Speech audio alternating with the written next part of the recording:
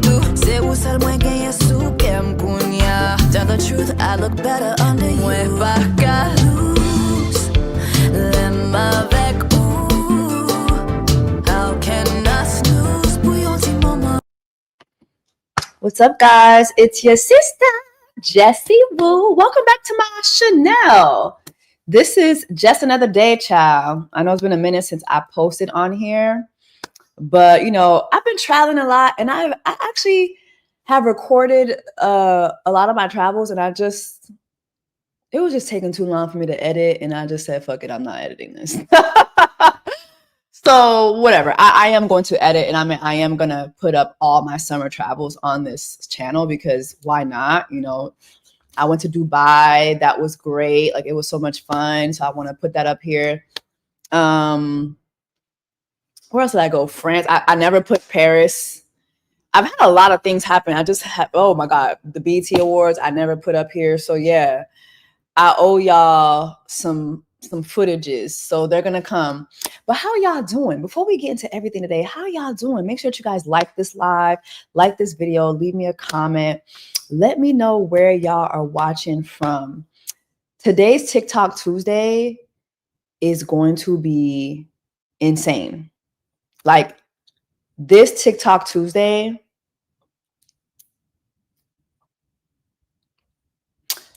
it is insane. It is insane. But let me see where y'all. Oh, Orange County. Okay, hey, Orange County. Okay, you hanging in there? Okay, boo. Okay, Pennsylvania. Okay, PA. What's up? These earthquakes, child. What? Another earthquake happened? I'm unaware. Toronto. Okay, South Africa. Okay, I need to make my way to South Africa. Tennessee, the Bronx. Don't be fooled by the rocks that I got. Edmonton. Okay, that's on the east side, right? That's on the west. That's on the west side. Okay. Merlin. Namibia. Okay, Namibia. Winston, Georgia. I'm not familiar with Winston. Germany. Okay. Now hold on now. What kind of Germany?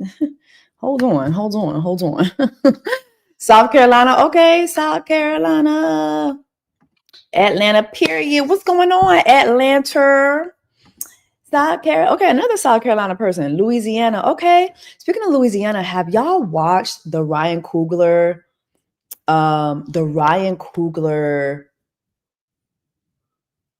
documentary on Hurricane Katrina? If you haven't watched it, please watch it. It is a must watch. Please watch it. It is a must watch. Okay, let's get into this episode of TikTok Tuesday. So I haven't actually watched all of this that I'm about to watch with y'all. We're going to both watch this together. Apparently, there is a woman on TikTok right now doing like a multi-part series about how she fell in love with her psychiatrist. And I've seen a lot of commentary about it, and the commentary is not good. Like, it's outraged a lot of people. So I want to go ahead and watch this with y'all. And while I do it, I'm packing because I'm going to Grenada. Job. I'm going to job. I'm really excited about that.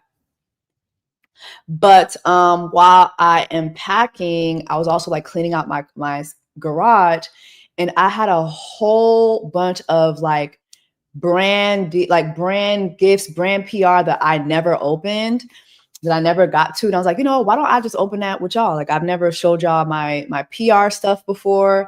So I'm like, why don't I just do that with y'all? If you're going to Grenada for job, please let me know. If you're going for yes. Did the psychiatrist love her back? We're going to get into that. I don't know. Oh, somebody said her story is very concerning. Okay, so some of y'all have already watched it. Okay, well, I haven't watched it. I'm really concerned for this lady.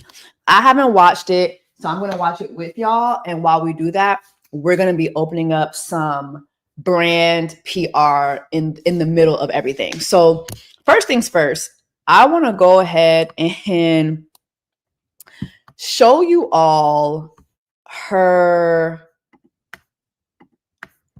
page. So this is her page on TikTok. Okay. Just want to make sure. Oh, it's not showing. Hold on. Hold on. Hold on. Hold on. Hold on. Hold on. I'm so sorry, y'all. Okay. This is her page on TikTok. Okay. So her name is Kendra Hilty. That's what she goes by on her TikTok. And I just want to make some apparent, like, I just want to make sure we're noticing some things off the rip. She is an ADHD coach, okay, helping ADHDers get and stay sober.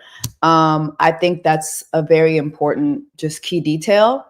So, you know, she's out here helping folks who are dealing with conditions in life that might hold them back.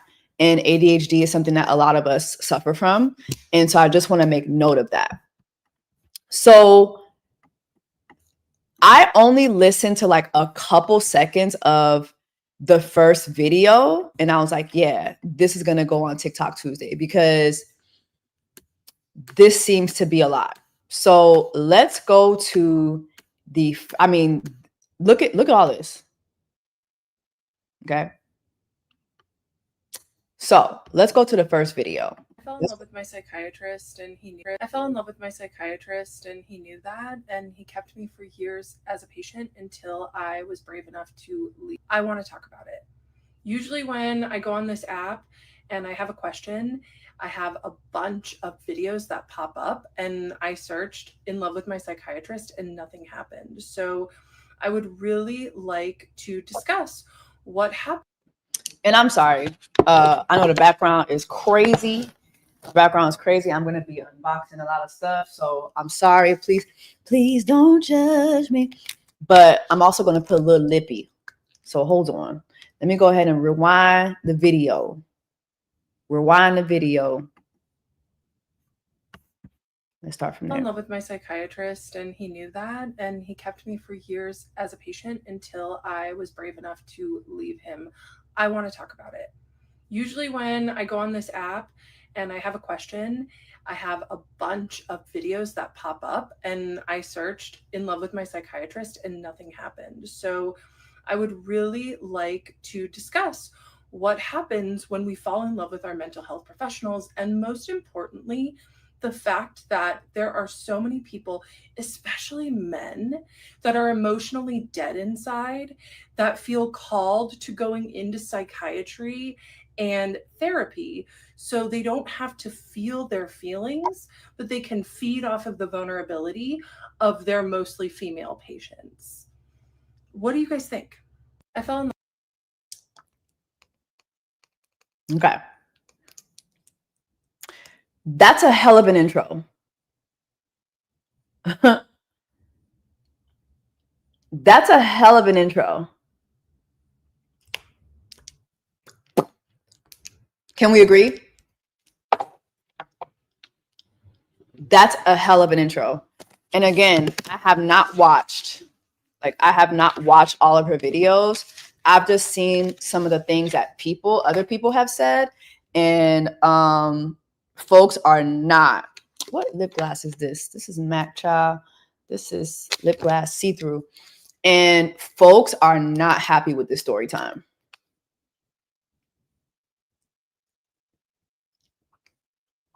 And I mean, judging even just by the intro, I'm conflicted.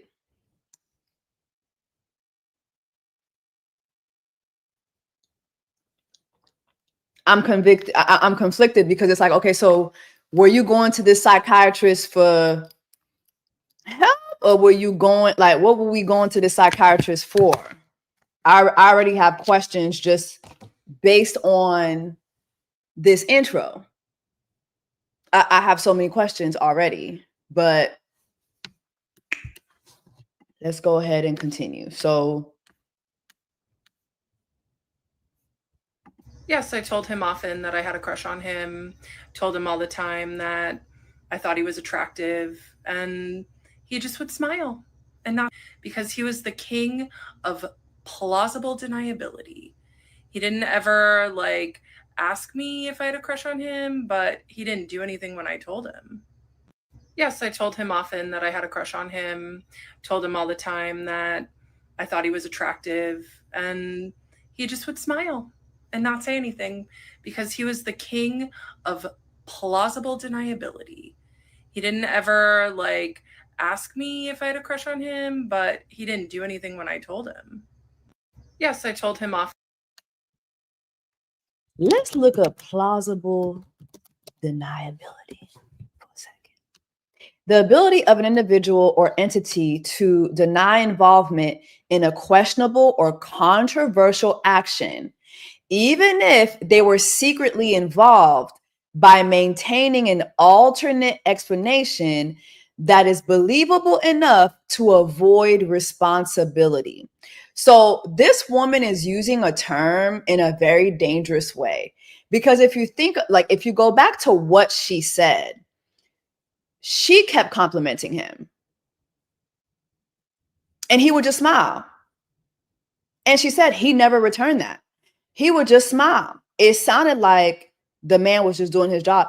It kind of sounded like, you know, sometimes when you're at work and a certain coworker keeps making comments to you that have nothing to do with the job, but have everything to do with like your looks or things that are personal that really don't need to be discussed on the job.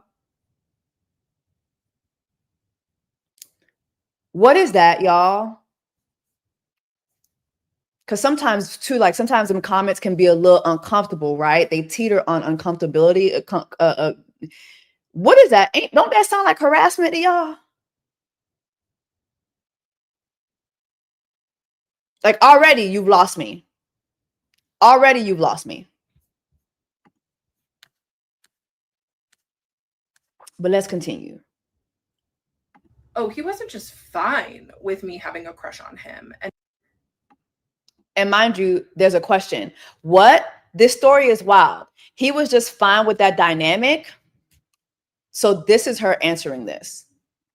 Oh, he wasn't just fine with me having a crush on him and being in love with him. He loved it. And he had every ethical duty to end the psychiatric relationship when he found out that I had a crush on him, but he kept me for years after. And this is what I mean. He was a 38-year-old, attractive, smart, extremely successful psychiatrist, but he did not date. Why didn't he date? Because he got his emotional needs met feeding off of his patients and getting fantasy supply from them and being seen by them. I'm really good at seeing people. He loved the way I saw him. It is a crazy story and I can't wait to share it. Oh, he wasn't just fine. So a man who literally would just awkwardly smile every time you made a compliment towards his looks. This is your psychiatrist. Your psychiatrist who never returned a compliment, would just awkwardly smile. Loved that you had a crush on him. How did you reach how did you reach this conclusion? Let's play this again. With me having a crush on him and being in love with him. He loved it. And he had So you didn't just have a crush on him, you loved him and he loved it. Did he communicate this with you? I'm finding it hard to believe that a man who literally wouldn't acknowledge when you complimented him led you to believe that he loved that you were in love with him. Because he wasn't dating, because he was feeding off of you.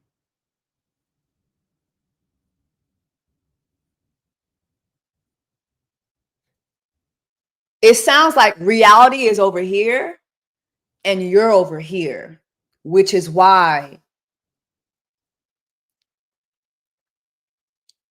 you had to get a psychiatrist in the first place. No shade, like no shame, no shade. But this is why. It will This is why. But let's continue. Let's go to the next video. It's a lot, child. Whew. Sorry, but what did you want him to do? Oh, she reads a question. Sorry, but what did you want him to do? Get rid of you as a patient? Yes. Yes. That's what they're taught in psychiatric training, is that the moment that there is romantic feelings, it is on them to transfer that patient out. Without a doubt, he was the one with the medical degree. He was the one that knew better, but he loved the attention that I gave him too much to do the right thing. So yes, that's what I wanted him to do. The ethical thing.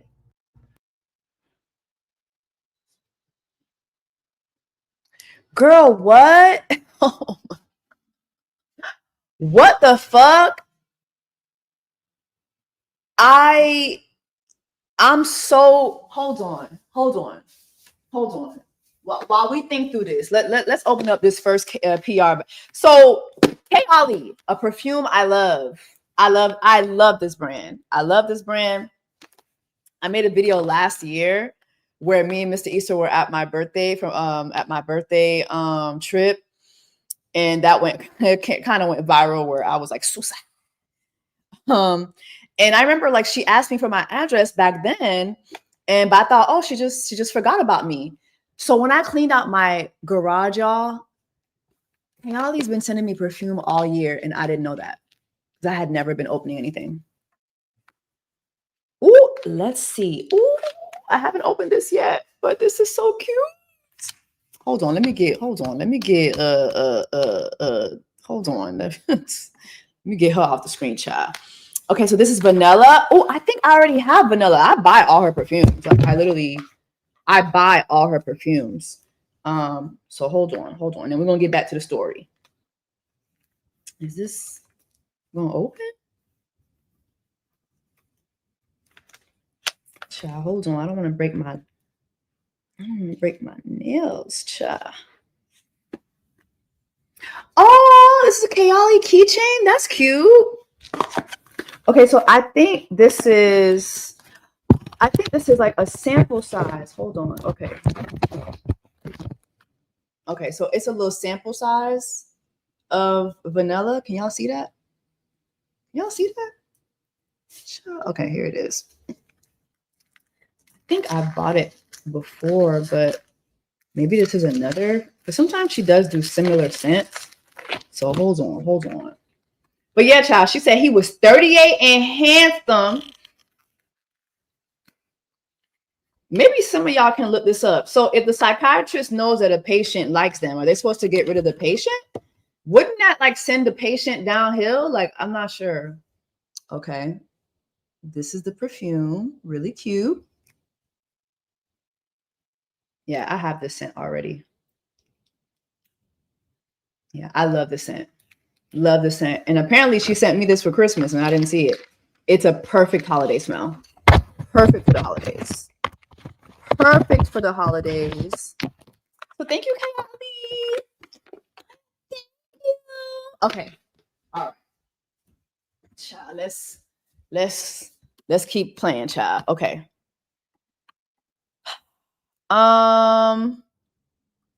Yes, vanilla 28. Okay. All right, let's add her back. And let's go back to the last. Okay, so this is the next video. Was I going through something psychologically? Let me be perfectly clear here. Even if I was going through something psychologically, it was on my psychiatrist to do something about it because he was the one with the ethical training and the psychiatric knowledge. So to answer your question, no, I was not going through something. I was simply wanting to go back on ADHD meds. And I told him in my intake about some of the family stress that I had went through, relational stress. And he also diagnosed me with not only ADHD, but other trauma, stressor related disorders. He did not tell me about that diagnosis until I asked him a year and a half later. But what he did with that diagnosis was he used it to recreate attachment bonds and make me addicted to him.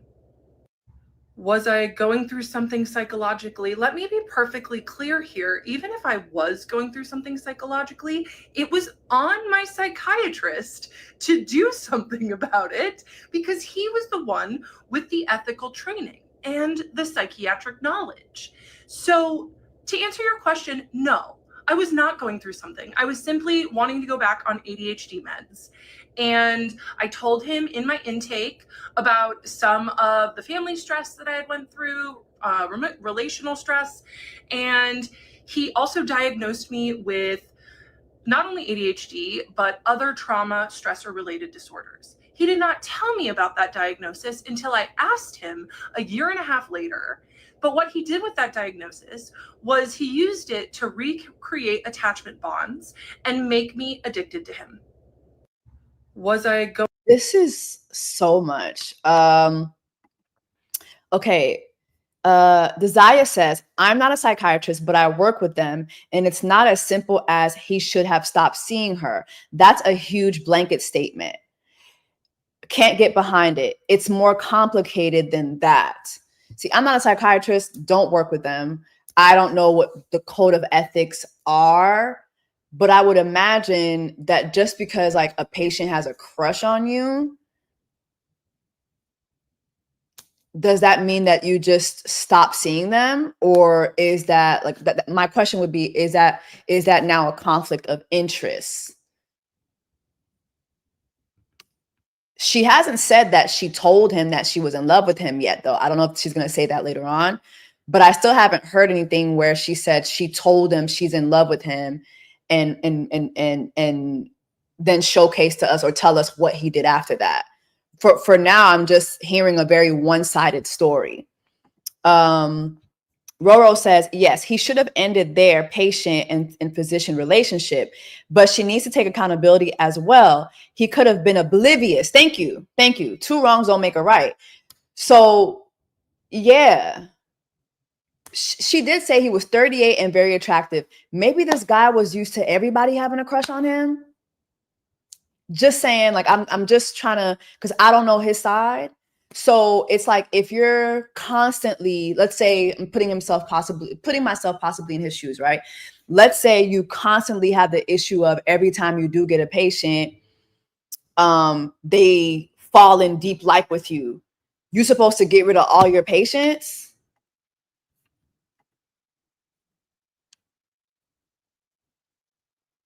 Like, I don't know. Bitch, this is a lot. Let's continue, child. Let's continue. Okay, I don't know who you are, but you absolutely get it, because predatory psychiatrists. She's calling the man a predator now. So this person, child, hold on. I don't. It's.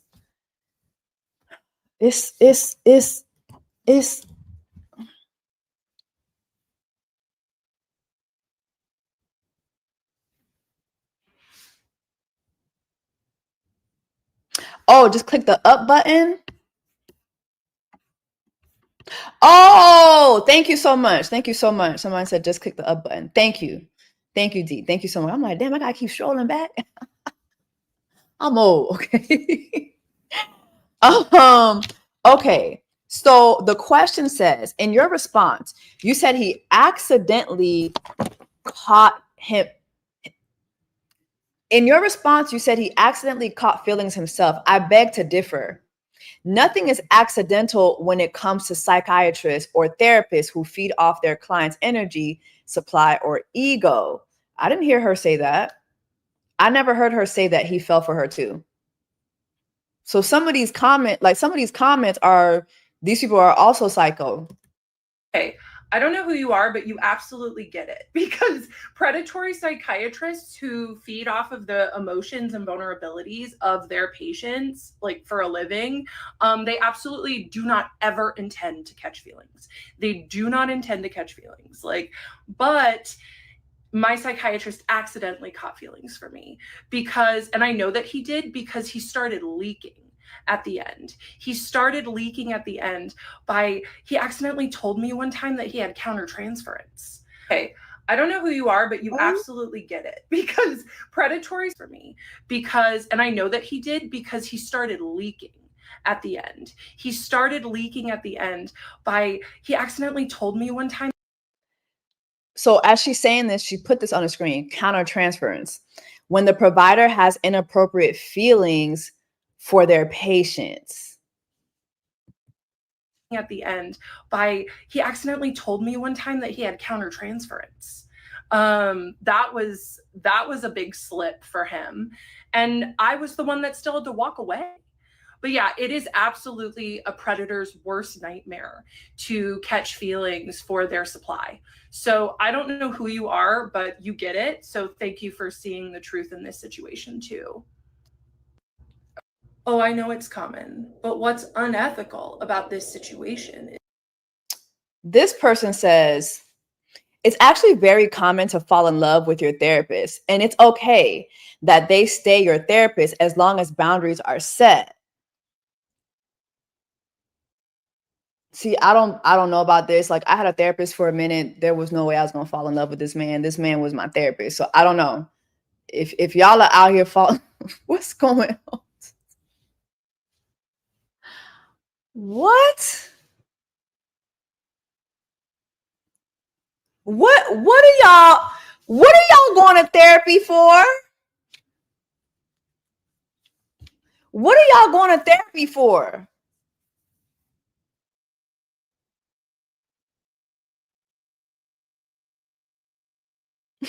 What the fuck is going? Are y'all okay?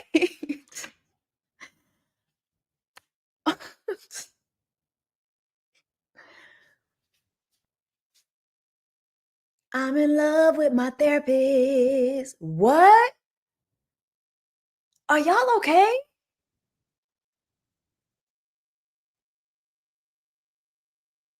And mind you, the way she talks about this man, it is a man who has set all types of boundaries.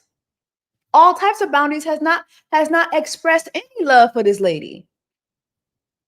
Who knows how he was using the word counterference, because we don't know his side.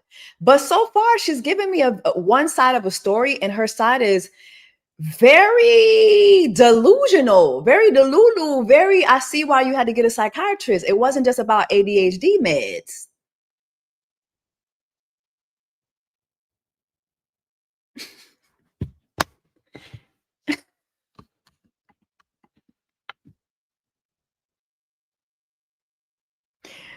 One thing about it, Jay-Z gonna catch, Rock Nation gonna catch all the strays. Asylum, immediately.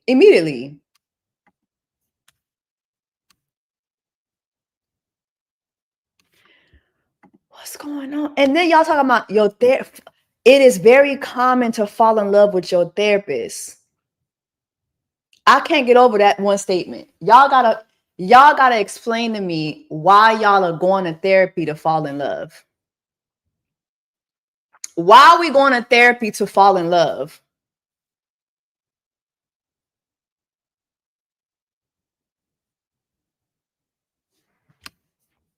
Is that my psychiatrist did not help me work through my feelings.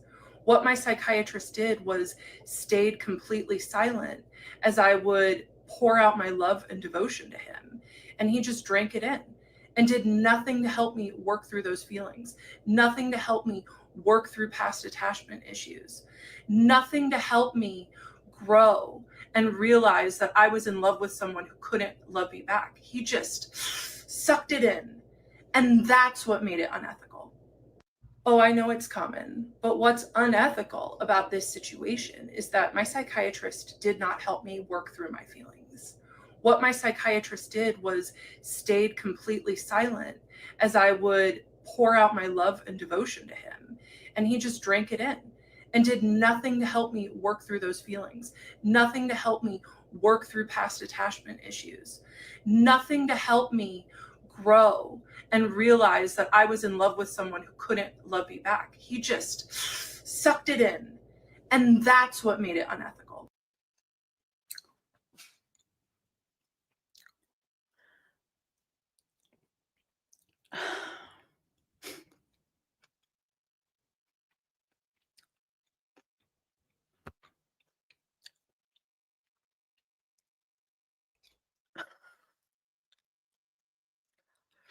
what am I watching?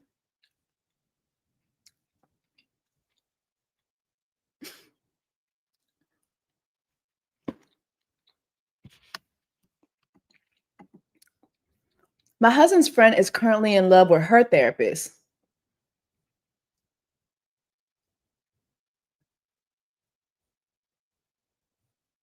You know what? I don't think I'm mature enough for this story time. Maybe I need to end this TikTok Tuesday. I don't think I'm mature enough for this because I don't understand what are y'all falling in love with when y'all go to therapy? You're literally in therapy trauma dumping. Like, what is going on with these therapists and y'all? Like, what's happening? My husband's friend is currently in love with her therapist, and we see it as part of her inability to cope and her desire to be with unavailable men. Thank you. Thank you. Thank you. White Woman Tears, new version. Yep.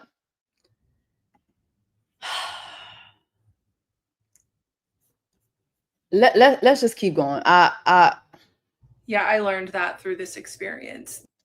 My female psychiatrist told me that almost all male psychiatrists are creeps. And I want y'all to notice too, a lot of these people leaving her these comments, she's picking out these comments from people who have these very weird avatars. So it's not people from real accounts.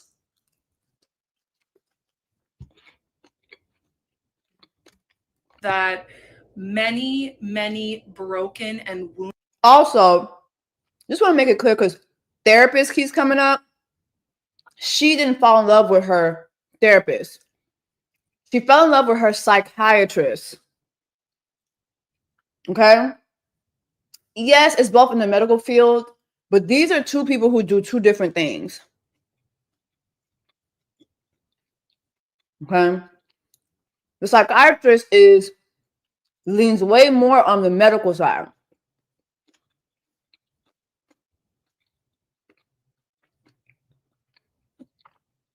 Okay? Which is why this is even more weird. Because this man has to issue you meds for you to self-regulate.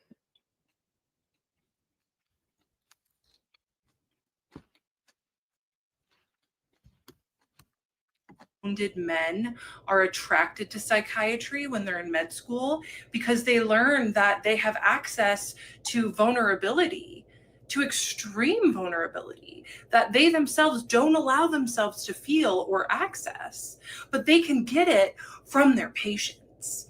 So that's why they can do anything, but they go to psychiatry. So they can feed off of the vulnerability of their patients and be the wounded healer instead of having to just face their own demons. Yeah, I will not be seeing another male psychiatrist again. Yeah, I learned that through this experience, that men.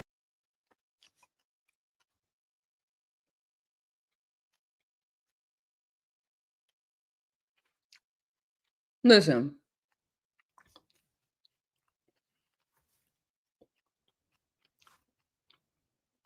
While I'm not going to speak for why therapists or psychiatrists, male therapists or psychiatrists do what they do, I will say it sounds like she's describing a red pillar or these male relationship gurus nowadays that we know build their platforms off of the vulnerability of women. We know that they're predators in that field because vulnerable women do give them their coin, their time, their attention, their fanhood. Like, so I get that. But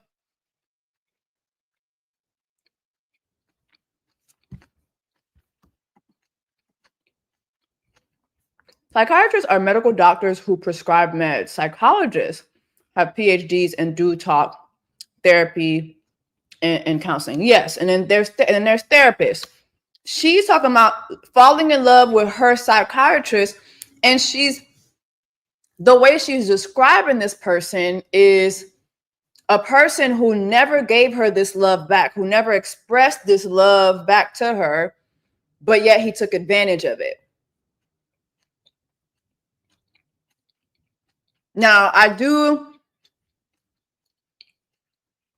know what the code of ethics are. I don't, right? But I also think, okay, if I fall in love with my psychiatrist, shouldn't I be thinking of leaving too? Like, why am I waiting for him to tell me to leave? Why am I waiting for him to tell me I shouldn't be his patient anymore?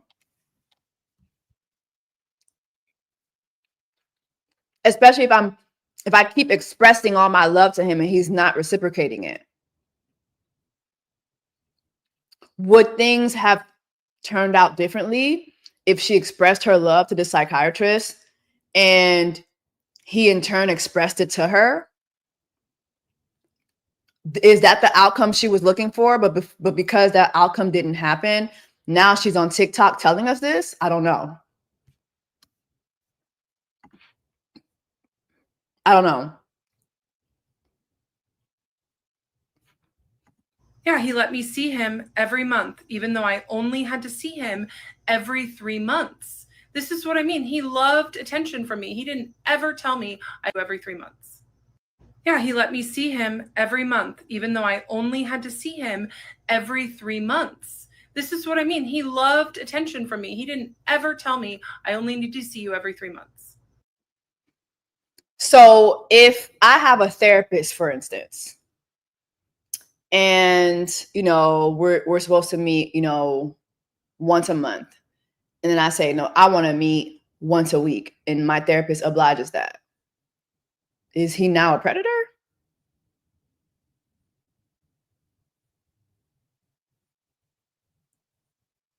See, I don't know what the makeup of her appointments were supposed to be. But if you keep going to the doctor for a checkup, is the doctor going to just turn you around and say, no, don't come? Like, if you are going to the ER every week, is the ER going to tell you, no, don't come?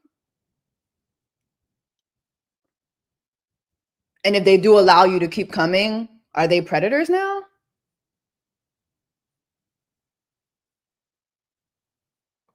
Like, was there something going on with your meds? You were on medication at the time. So was the medication not working? What were you telling him for him to oblige you to say, okay, yeah, you can come in more often?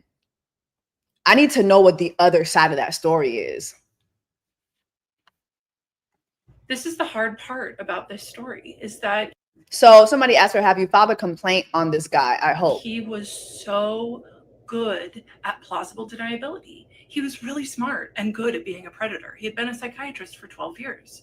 So he didn't ever ask me to give him sexual content. I did that on my own. And he just let it happen, and he let me keep talking. He did not stop and redirect the conversation as a normal psychiatrist would have, right? Or an ethical one, at least. And he also didn't stop me when I told him that I had a crush on him many times. He didn't say, let's explore those feelings. He just sat there and let me tell him. And I won't ever forgive him, but I don't think he did anything that's reportable. But I will tell my story here on TikTok. This is the hard part about this story, is that he was so good at plausible deniability. He was really smart and good at being a predator. He had been a psychiatrist for 12 years. So he didn't ever ask me to give him sexual content. I did that on my own.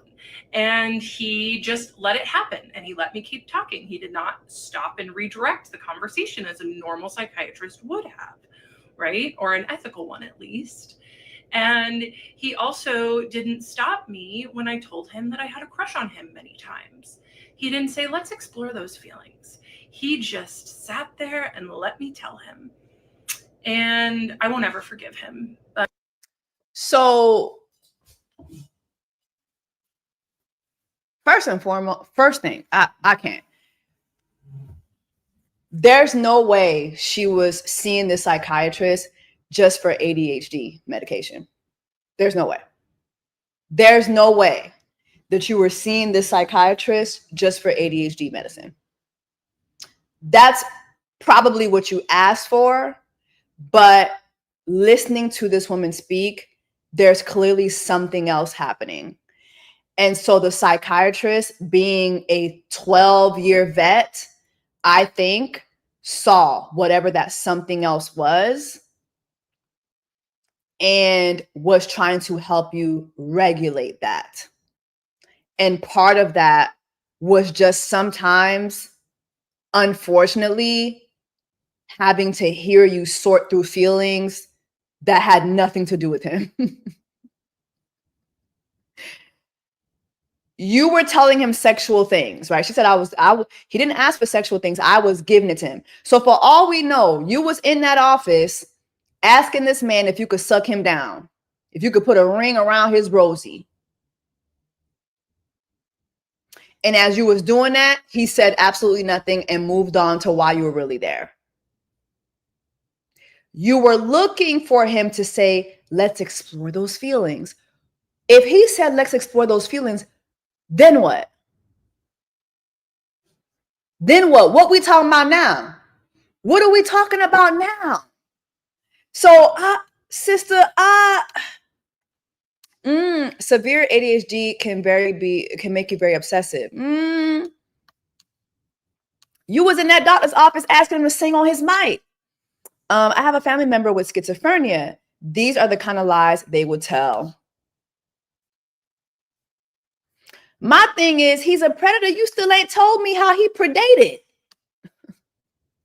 And I'm not trying to but if you're going to tell me the story, tell me the story. It's taking too long for you not to tell me how he predated. In every video, you are acknowledging that he did nothing.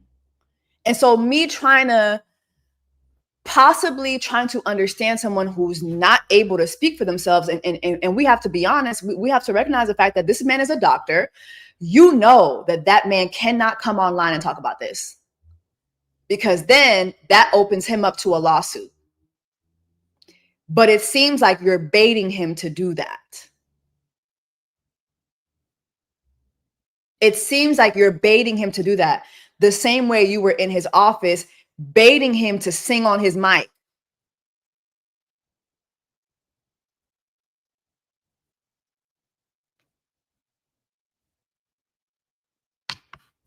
It's a lot going on. I didn't mean to fall in love with my psychiatrist. He used things and trauma that I had went through in the past.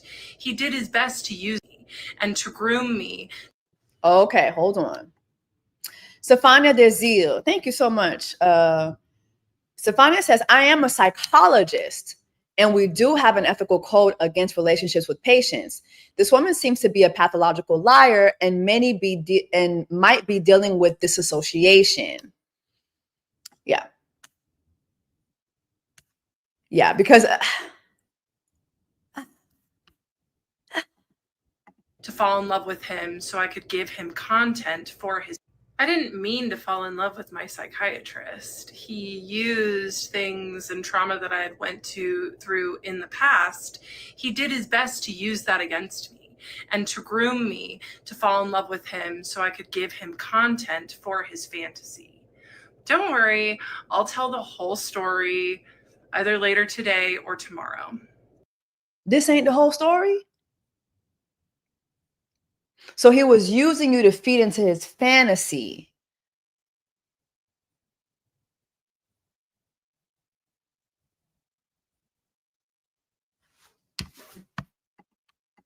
Respectfully, it seems as if she may have done back work on the laws of the mental health field, or she has recently learned her laws and is using this information against the therapist to not getting. He's not a therapist. He's her psychologist. That's another thing. It's like, ooh.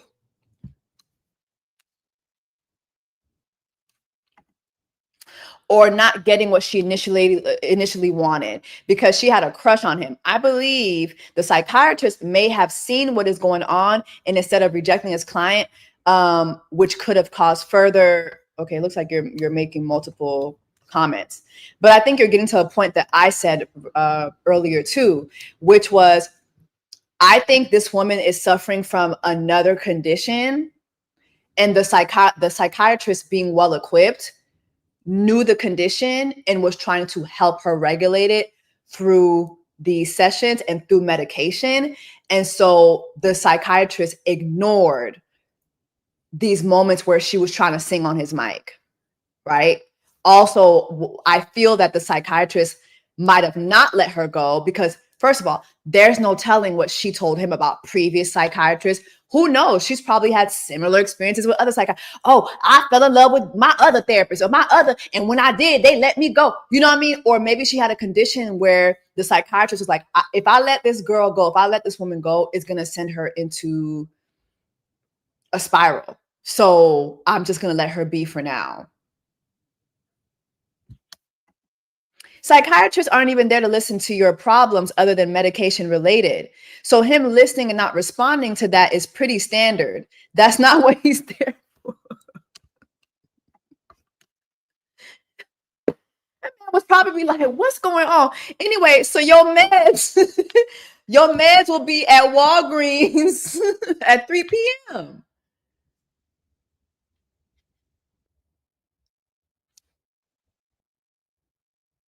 What's going on? I try not to use this term of narcissist because I think. So this person said a lot of narcissists like positions of power, psychologists, psychiatrists, doctors, nurses, lawyers, judges, cops, anyone in position of power have a lot of narcissists, and a lot of them are in the military too. So now we just going for the so now we just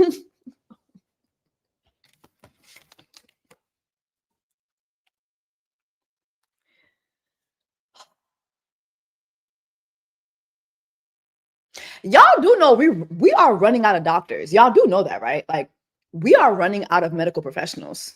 We're not creating medical professionals at the rates we used to. We're fucked. We are fucked.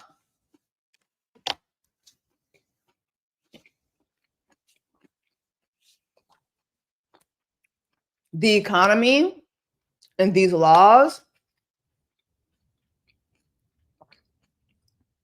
we are running out of recipes. And then the fact that now everybody want to be a streamer, we're running out of like, we're running out. Don't worry. This won't be an issue anymore for nobody. It won't be nobody falling in love with a psychiatrist. I'm here to tell you that. I just got done with a run at the.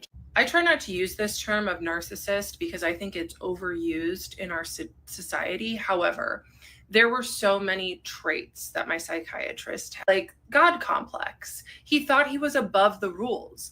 Other psychiatrists had to refer out when they had countertransference for their clients, for their patients, but he didn't think he had to. He thought he could be above it. He also would make me feel crazy when I would try to. How do you know that? How would you know that? That would mean that other psychiatrists were sharing with you personal information of what was happening with their patients. That's against the law. So you're lying. You don't know that.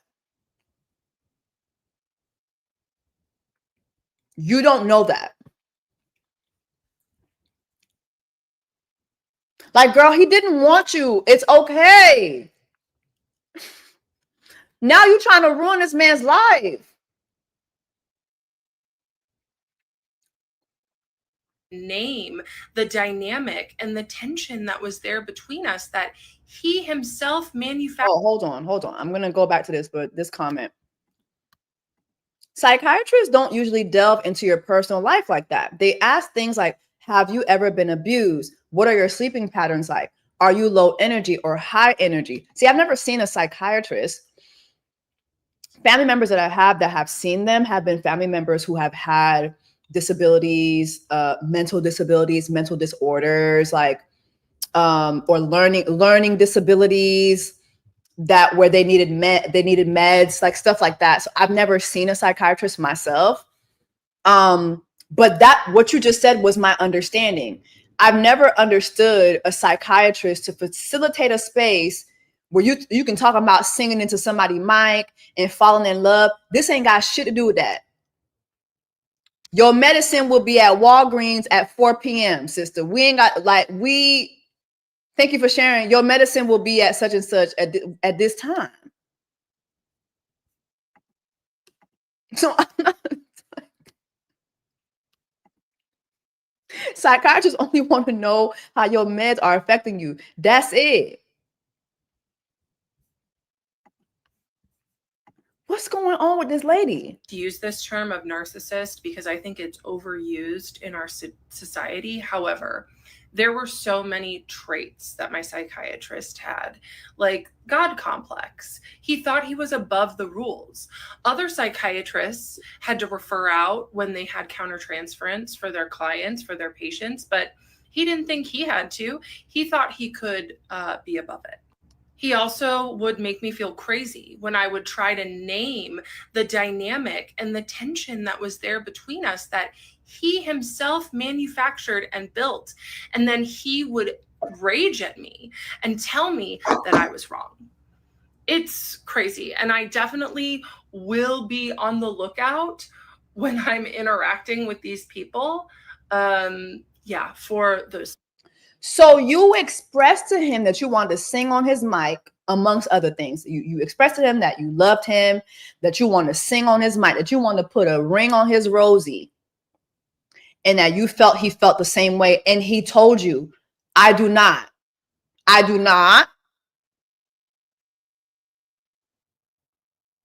That's basically what she just told us. This man set clear boundaries, very clear boundaries, and was like, let's just stick to the meds. You're not gonna mic check me. We don't need to do no mic checks around here. Ain't no mic check 1 2 1 2. The microphone is not on. You couldn't accept that, and so now you're here. And he's the predator, he's the problem. Girl, you actually need to be in a white jacket now.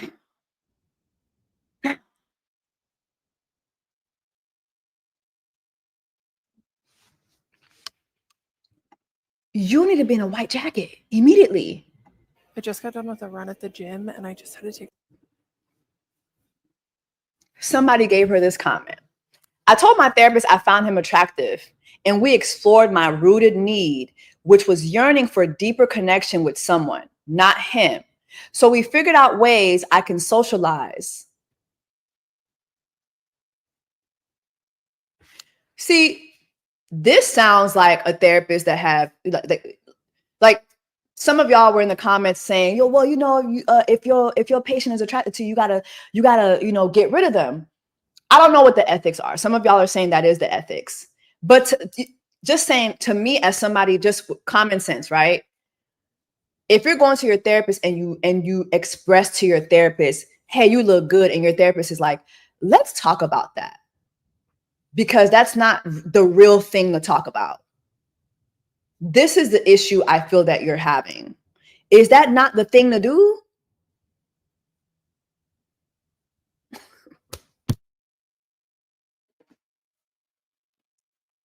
Cover Girl, thank you so much. Cover Girl sent me this. Let's see what it is, child. What is it, child? Cover Girl, y'all need to bring back that Queen's collection with Queen Latifah. Bring that back. I don't know what the fuck y'all got going on. Iconic Clean Foundation. Oh, okay. So these are, they gave me 4 different foundations. Okay. I guess I'll try them and let y'all know how it goes, child. But thank you. I don't know if y'all could see that. It was good. All right, child. Woo! I'm tired. real quick too. Rihanna sent me something. Fenty Beauty sent me something. Let's see what Fenty Beauty sent me. Hold on. Oh,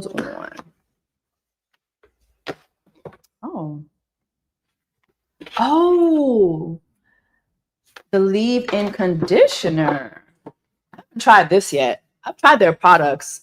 I really like them, but I haven't tried this. So if you've tried it, let me know. If you tried this, let me know. But thank you, child. Okay, let's continue. The moment to say that this is what an ethical situation with transference looks like. A male provider, when their female patient has a crush on them, saying, let's explore that. Let's unpack that. Let's learn the deeper trauma behind why you have an attachment to an authority figure. But what my psychiatrist gave me was silence, smirks, and exploitation. Zero help when I told him that I had a crush on him. Just a big smile and nothing else. I just got done with a run at the gym and I just had to take a moment to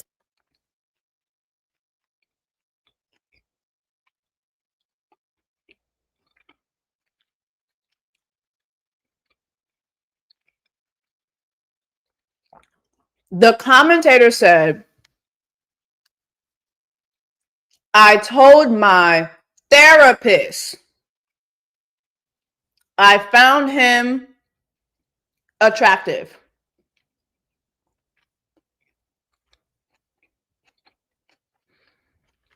I told my therapist I found him attractive.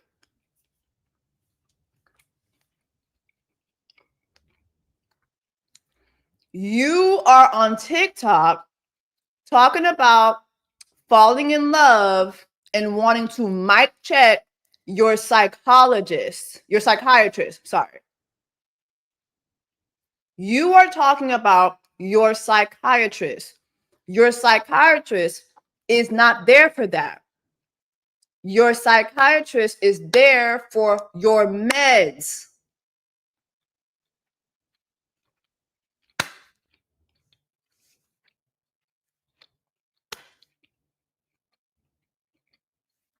We have established you have this condition.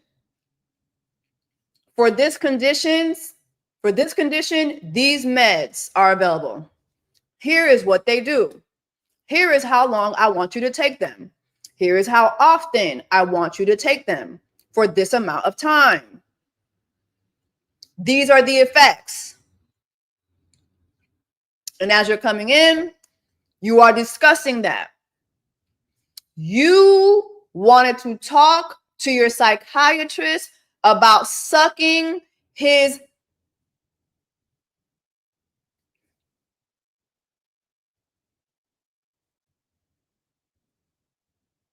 You wanted to suck the water out of your psychiatrist's hose. He wasn't trying to have that conversation with you. This other person and a lot of the people that are in your comment section are illiterate. They have comprehension disorders because they keep bringing up therapy. You didn't fall in love with your therapist. It's a reason why you don't have a therapist and why you had to go get a psychiatrist. And we're seeing it. We're seeing it.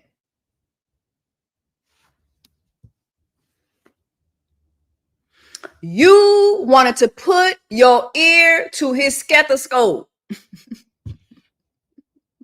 Somebody in the comment section said his stethoscope. You want to put your beak on his Woody Woodpecker. He wasn't there for that discussion.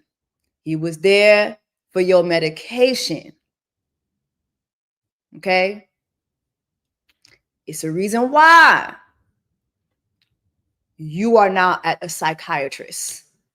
Maybe, just maybe, a therapist couldn't get the job done and they was like, this is actually above me. we're going to have to move you over to, you're going to go down the hall. And you went down the hall and showed your ass even more.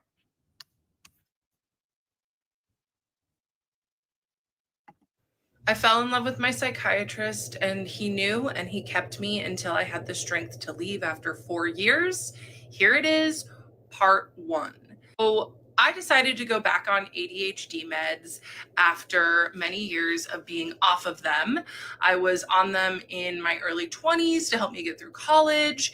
And then I went off of them because they just weren't, like, the side effects were too much over the benefits. But then in my late 20s, I read this book, Taking Charge of Adult ADHD, and it absolutely changed my life. For my fellow ADHDers, there's so many good things in here. And the biggest thing that I took away was that it's very important for ADHDers to be on meds. So I decided to make an appointment with a psychiatrist. I just Googled psychiatry in the city that I lived in, and I went with the first one that came up, and I got an appointment within a month. And then I booked a 90-minute intake, and I show up to the intake, and this man is my age, and I can't help but notice that he's pretty attractive, this psychiatrist. I fell in love with my psychiatrist, and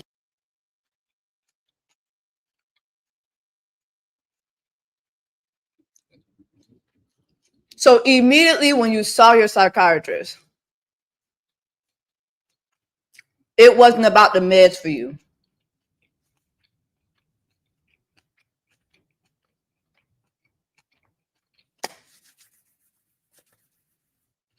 And for 4 years, you tried to mic check your psychiatrist.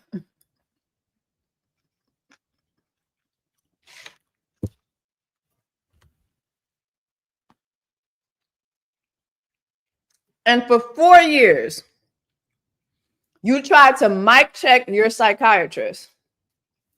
You tried to convince your psychiatrist that he wanted you to mic check him. He told you, no, your med's going to be down to the Walgreens. Your med's going to be at the CVS at 4 p.m. Because you didn't get the response that you wanted, which was either him letting you mic check him or him letting you go. Now we're here. Now we are here.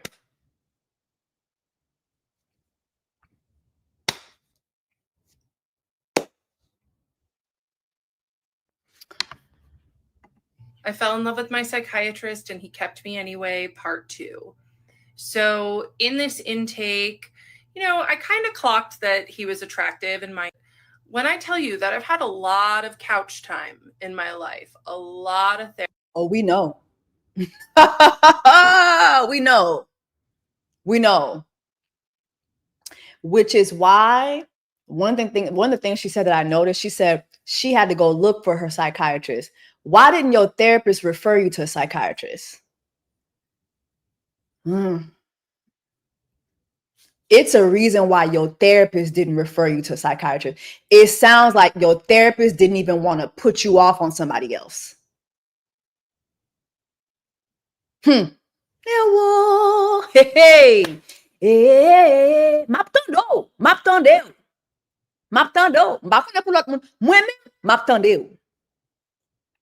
m'attendeu. Your therapist, like your doctor, is going to refer you to whoever, like whatever doctor you need, or have like recommendation, something. The fact that it sounds like your therapist was like, I would prefer not to refer you to anybody that I know personally. Like now, and see, due to HIPAA, we never gonna know. We're not gonna know. We're not gonna know. We're never gonna know.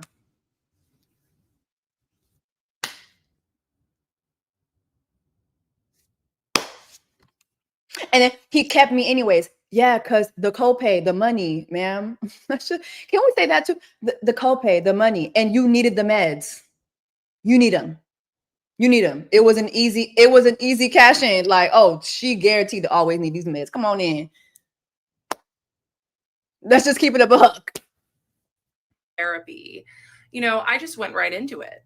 I trusted him enough, of course, why wouldn't I, to tell him about my childhood trauma, my daddy issues, if you will, what I had went through, all of the relationship trauma that I had. I was 6 months sober at this time, but like all of the drinking and substance use I used to do. And he just listened and nodded. And that's the thing about psychiatrists, is that they're good at pretending to listen. Because they are not your therapist. So you came into the office, you were saying all this shit. He's not saying anything back because he's not a therapist.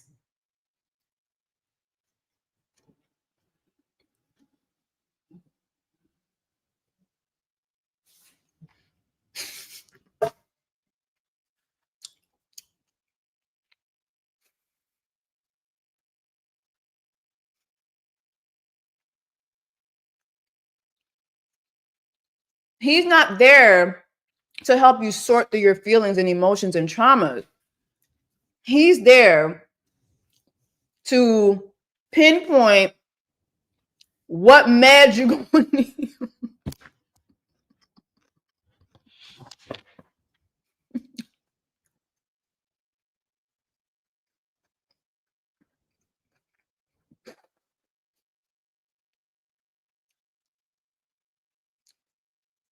He's just pinpointing what meds he's going to have to pick out for you. He do not care. Oh my God. What the fuck? They can appear connected, but that doesn't mean that they're always connected. So I just felt really seen. And I also told him, I was like, look, I don't want to be on stimulant meds. So he listened to me and he put me on the non-stimulant ADHD med at the lowest dose just to figure out if it was going to work for me. I fell in love with my psychiatrist. I was in love with my psychiatrist and he kept me anyway, part 3. Oh, so I hadn't ever seen a psychiatrist before. When I was on meds in my early, I only got meds from my primary care physician. So I didn't understand how psychiatry works. So because he was figuring out my med dose, I saw him every month and he just made me feel like I was his friend. He was really, really funny and cracked jokes and told me he was impressed with my running that I would do. And yeah, so of course I loved the attention that I got from him. And it was in my 3rd session with him, because at this point we were all on Zoom, that I asked him,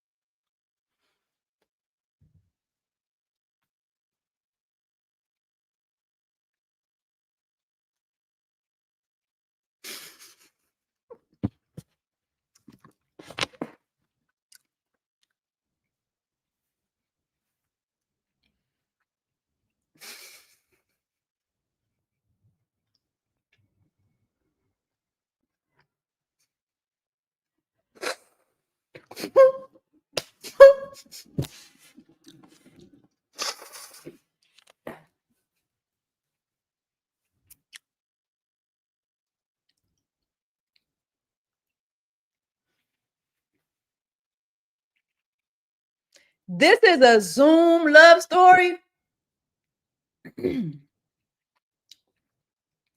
This is a Zoom love story.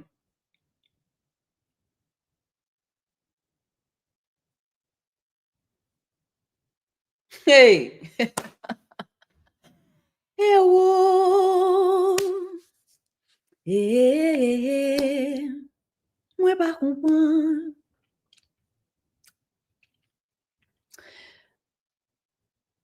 This is a Zoom love story during the pandemic, y'all.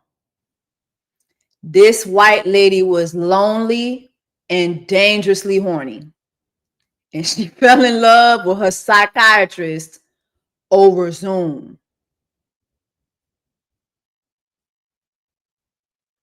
Because this man was doing healthy, kind, small talk with her.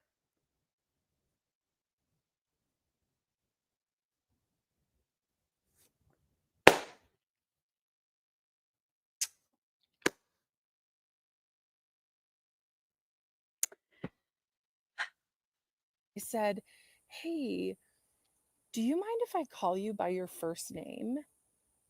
And he's Pakistani, so I said his first name wrong. And he said, "Well, it's pronounced this, but yes, of course you can." And he seemed so smug and happy with himself. And I know that that is because that was his first sign that him pretending like we're friends was working.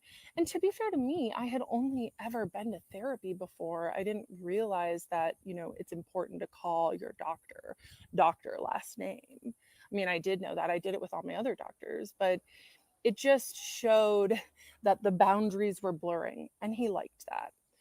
So from then on, from my third session on, I started calling him his first name. And then he just started turning up the volume on us being friendly. And he would ask me for the first 6 sessions, he asked me after the meds, he said, "How's your bowels, bladder, and appetite?" And I would say they're all normal. And then he would ask me any thoughts of harm. And apparently that's pretty common for psychiatry to ask those questions.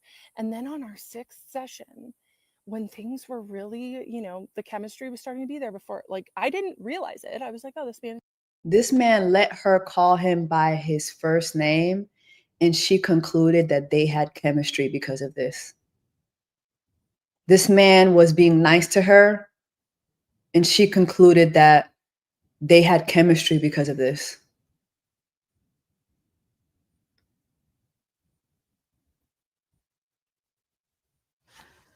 it's just friendly. And he said, "I have to ask this because it's a special interest of mine, but is there any thoughts of harm?" Like I was special to him. And I said, "No, no thoughts of harm." And he didn't ever ask me a clinical question again. He stopped asking me about my bladder, bowels, and appetite, and he stopped asking me about thoughts of harm. So to me, I would just show up and he was like a therapy appointment every month. I was in love with my psychiatrist and he kept me anyway, part 3. So I hadn't ever.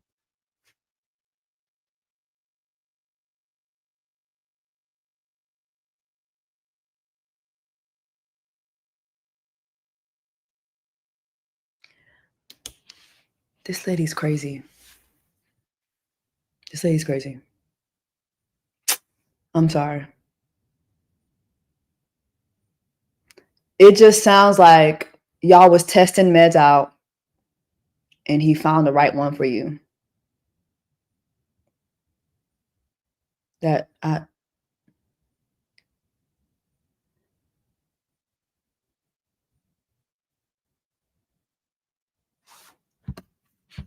Oh, Jennifer Brown. We don't ask review of systems ever again after the first appointment. Oh, okay. So he did it way past that. He was doing it for 6 appointments. So he was being extra kind to her. And she took that as he wants to let me test his mic. So he's crazy. So I was seeing him every month and just gaining more and more respect for him because he would just tell me these little things about his successes and all of the cool things that he was doing in his life. And it made me fall for him, honestly. And he was really good at listening. And I mean, he's a Pisces, right? So of course he's going to be there and be able to go deep with my feelings, but that doesn't mean that he wasn't extracting from them. Anyway, so I would beg him to let me see him every week. Beg him, because my therapist at the time, he was fine. You know, he wasn't a predator, but he was fine. He just wasn't doing very much for me. So your therapist wasn't doing very much for you. Your psychiatrist also wasn't doing very much for you, because you said when you would tell him you want to test his mic, when you would confess to him your feelings and your love for him, all he gave you was a smirk and a smile. So what the fuck what is going on?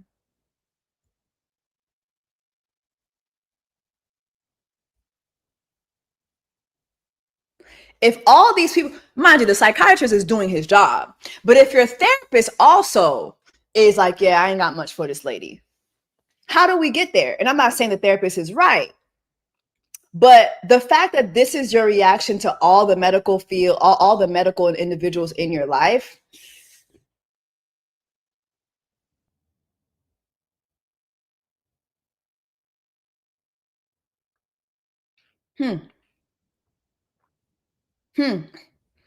And then you knew he was a Pisces. That tells me you asked him for his birthday.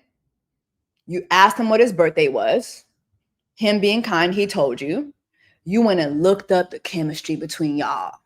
You went and started making your birth charts together. You started looking at your compatibility. This is all you, sister? This is all you.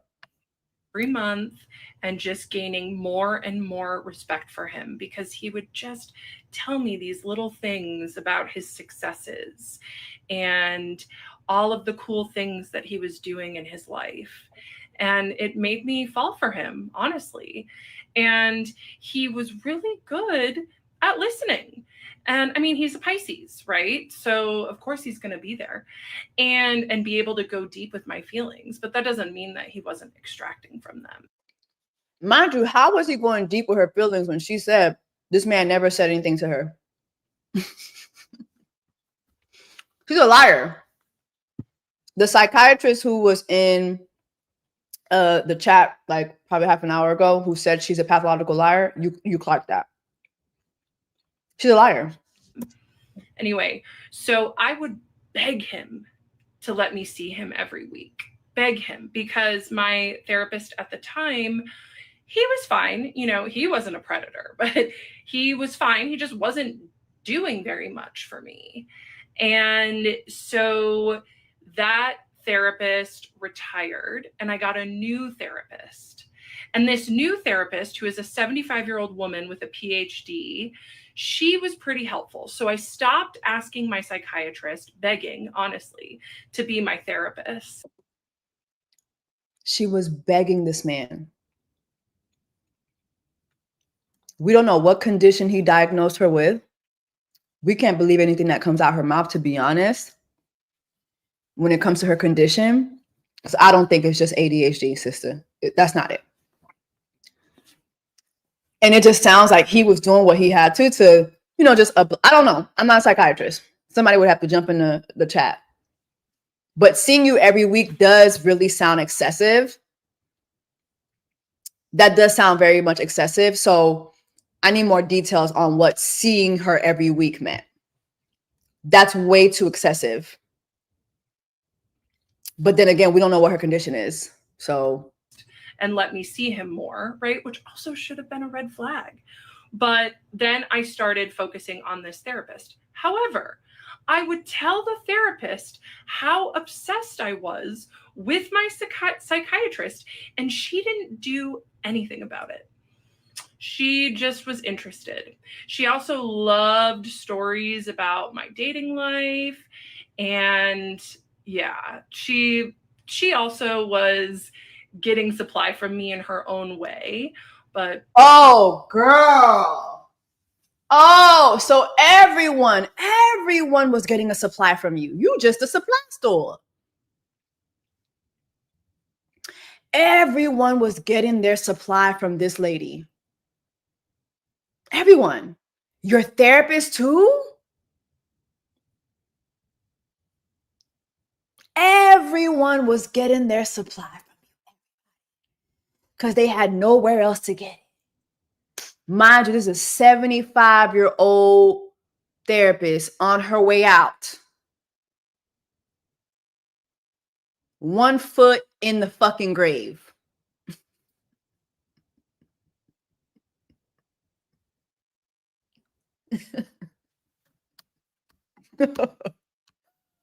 She is the source. Yeah. Very white womany. She is the source. She the plug. She the plug, child. Yeah. We just have no source outside of her. She's everyone's source. That's for another part. So yeah, so I got a new therapist who actually helped me. She taught me CBT, EFT, all of these different So she had to leave the therapist that was looking to her for her source and get a new one. modalities. And so I went back to just being okay with seeing Irfan once a month while he was giving me these little. She said this motherfucker's name. Hey, I'm sorry, whoever you are out there. I'm sorry. Didn't know she was going to say your name. She said this motherfucker's name. This is insane. Breadcrumbs of making me feel special, telling me about his professional achievements, telling me about how he's getting international recognition. And it worked. I was really impressed. So I was seeing him every month. I got a new therapist. I stopped begging my psychiatrist to see me weekly. See, somebody was like, you dropped his name? You dropped this man's name?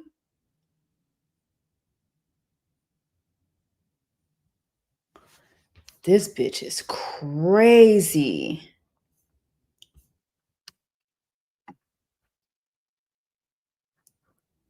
This Kendra lady is nuts.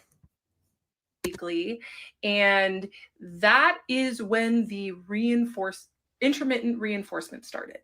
Some sessions he'd be warm and kind and wonderful and let me in on little parts of his life and like be vulnerable with me or pretend. Other sessions, he would be cold and clinical and detached. And you know what that did? It made me work harder in our next sessions. It did. And it started the addiction that I had to him. 100%. And he knew exactly what he was doing. This man gives lectures on trauma and attachment theory. He used his psychiatric training to manipulate me and get me hooked. And guess what? It worked. In January of 2020. So when he would distance himself and set boundaries because you was acting up, that made you develop an addiction to him. And he's responsible. 4, I was hit by a car turning left as I was going through a green Wasn't hit hard enough. light. And it was the night before my next appointment with my psychiatrist. So I was like, okay, I'll still be able to go to my appointment on Zoom. I'm okay. But I did make an appointment with an urgent care the next day just to get checked out. I had bruising on my abdomen and a perforated eardrum. And the provider at the urgent care said, I do not feel comfortable treating you. You need to seek emergency care now. You may be internally bleeding. But it was 11 o'clock in the morning and my appointment with my psychiatrist was at 2. So I decided that I was going to wait so I could see my psychiatrist and not have to reschedule because I was looking forward to my appointment with him so much.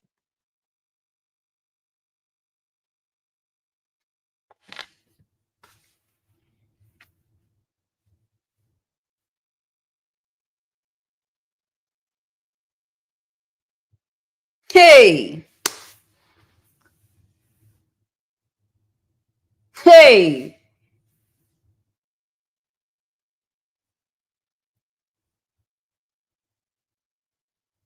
Did y'all hear what the fuck she just said?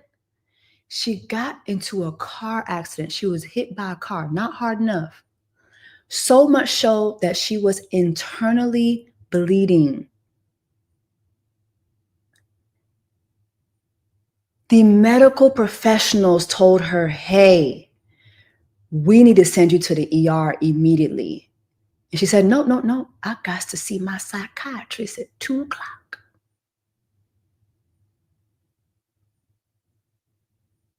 So she postponed that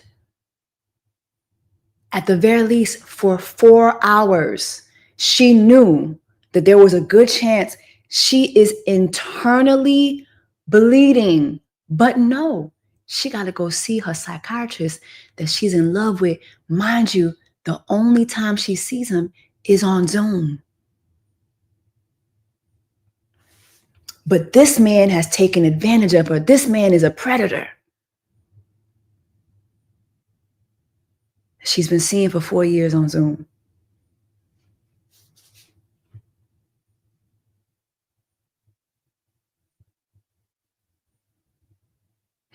She said, I got a Zoom date. And I can't be late. Won't make him wait.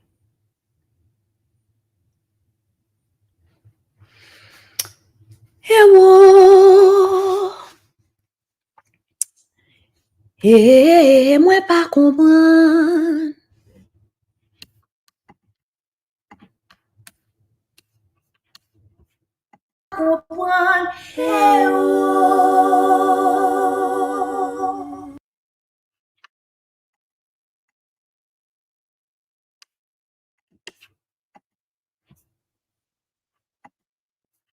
This is crazy. I look back at that time and I'm just like, oh my God, I put my own life under seeing him. I was fully addicted to him at this point. And you know what happened is that I showed up and I told him that I may be internally bleeding, and he didn't stop the appointment. He didn't say, you need to take care of yourself, go get emergency care now. He let me continue and just tell him about how much I loved him and how grateful I was for him. Because that was really what most of our appointments were, is me just like pouring myself out, because he was so good at the intermittent reinforcement.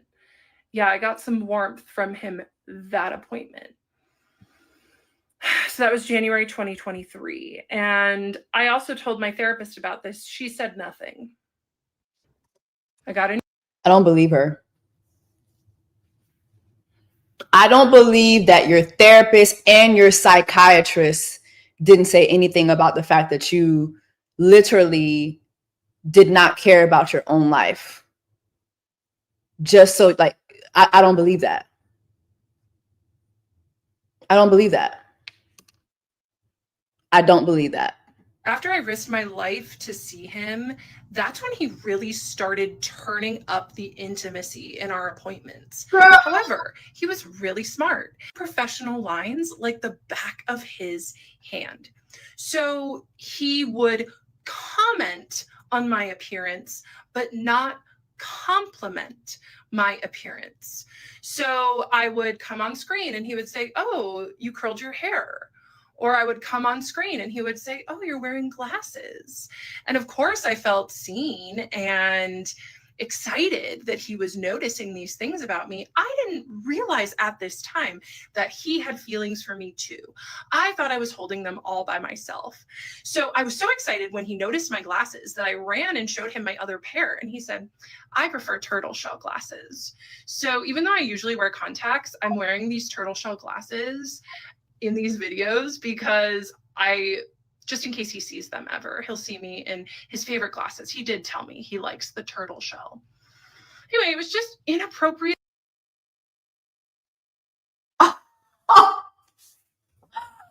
Yo!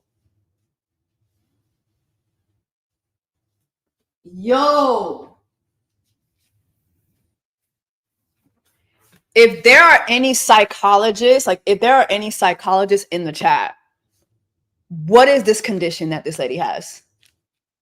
This woman lives in an alternate universe. Like, reality is right here. She's over there somewhere. Reality is here. She's over there.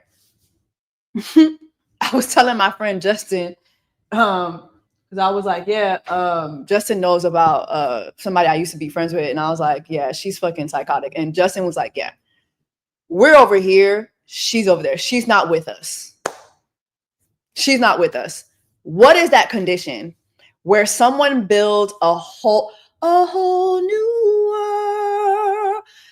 Like they live in another world, another space, another time, and y'all are over here. I need to know what that sickness is. I need to know that. Mind you, somebody brought it up in the chat, which is very true. This woman is a coach.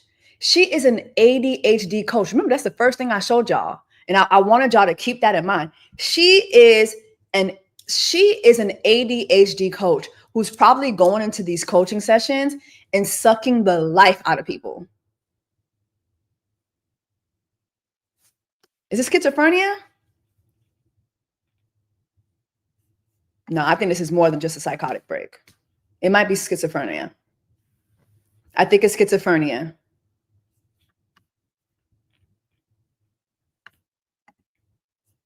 DID, dissociative identity disorder. Yeah, it's Joe Goldberg. Oh, Joe. Yeah, definitely giving you. She's wearing the glasses, hoping that he sees this.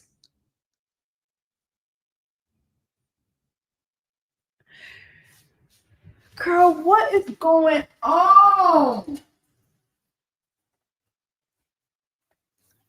What is going? Oh, child, I done turn on the light, child. Y'all can't see me now. Hold on. What is going on? What is going on?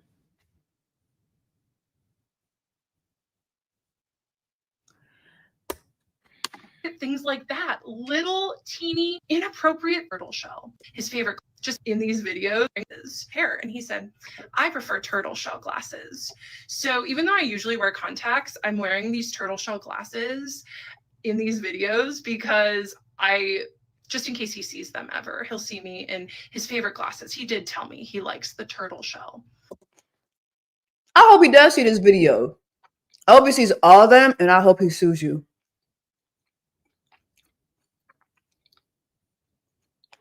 Because I wouldn't be surprised if, because she dropped his name, that people already doxed this man. So I hope he sues you.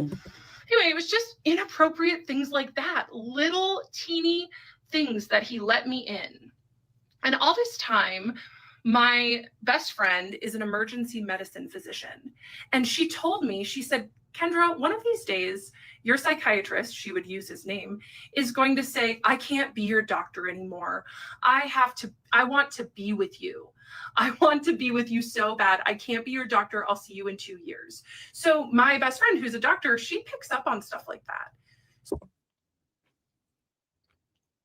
The best friend crazy too.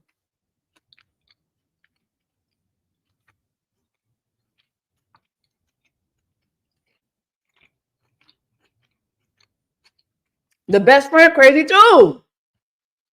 Everybody crazy.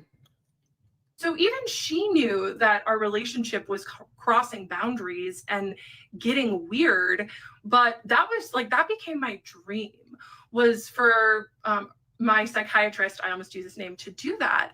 And I told him about Brianna saying that, my best friend, who's the emergency medical doc. I told him that she would tell me that, and he just would be silent. He didn't disagree, but he didn't agree, and that was weaponized neutrality was his favorite game to play. Weaponized neutrality. White people are dangerous. White women, especially. Y'all are dangerous. Oh my God. This is not even funny no more. I can't even cackle. Weaponized neutrality. What?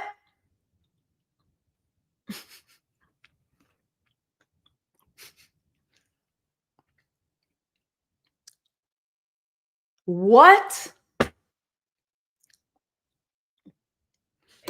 Right? He didn't disagree with Brianna telling me that my psychiatrist had feelings for me, but he also didn't say that's inappropriate. Let's change the subject.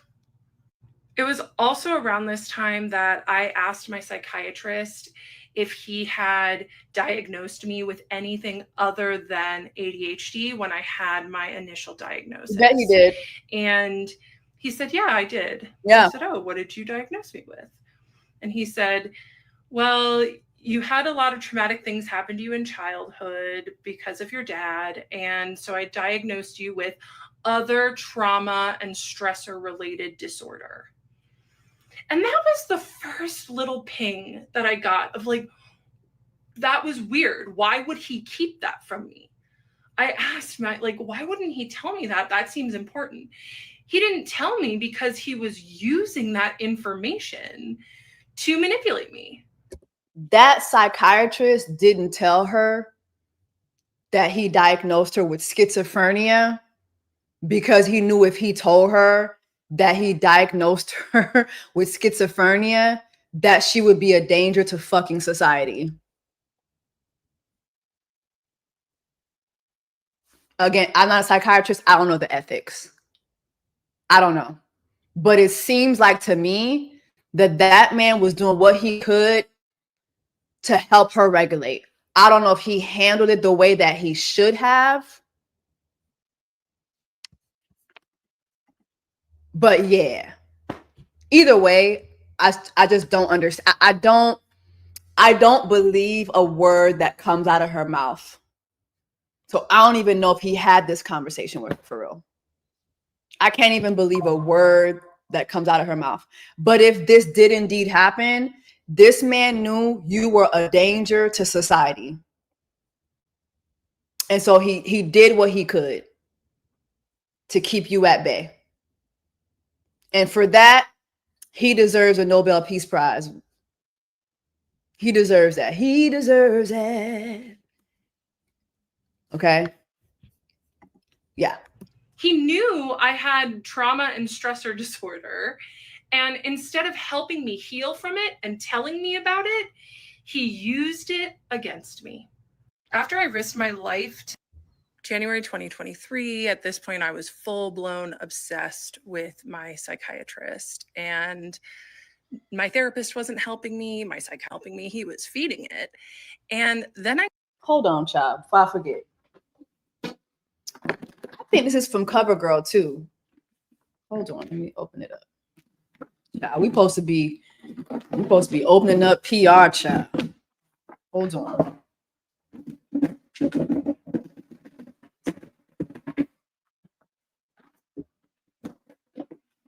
Lord. What the hell going on?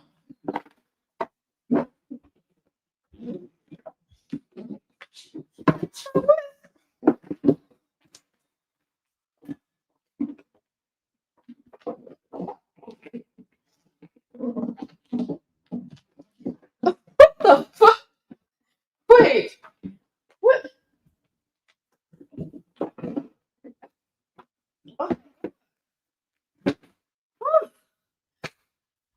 Oh, jeez. Oh, it's cute. Okay, so this is yummy. I don't know.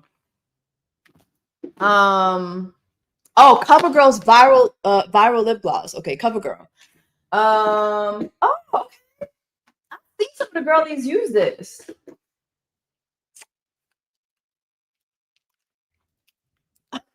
Somebody said, "Put your back into it, Jess." I've seen some of the girlies use this. Hold on, let me put this because I guess everything came out the box. So hold on. I'm not an influencer, okay? I know the influencers, they be doing their shit really nice and sweet. That's not me, boo. Okay. But these are the lip glosses. They look good. They look very cute. Okay. Whew. This box took all my strength. All my strength. Okay, let's continue. I got a boyfriend. And at first, my psychiatrist wasn't really that keen, but then my psychiatrist realized that my boyfriend was a lot like my psychiatrist. And then I started talking to my psychiatrist about my sex life, about tracking my cycle, using the fertility awareness method. And my psychiatrist loved it. He didn't never say, this isn't inappropriate to your care, let's pivot. Oh, he just let me talk and talk and talk about my sex life. And I didn't get too deep, but about a year and a half in, and I would send my psychiatrist these emails just about how much I liked him and how I was so grateful for him, and put in a bunch of heart emojis. And this is really when he should have transferred my care, but he waited. He liked what I gave him too much. And so even though my boyfriend did not meet my needs, my psychiatrist and my therapist both were like, you have to stay with him.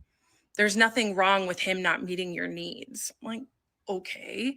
And my psychiatrist was like, he's perfect. Don't get wrong with him. And what was perfect about him was he wasn't meeting my needs. So I was still coming to my psychiatrist looking for emotional validation, which he would drip to me slowly. So my therapist, who I didn't know at this I don't believe any of that. time had bad boundaries, but she did. I went to her because Remember, the therapist is a bad person too. Everybody in this girl's life is a bad person.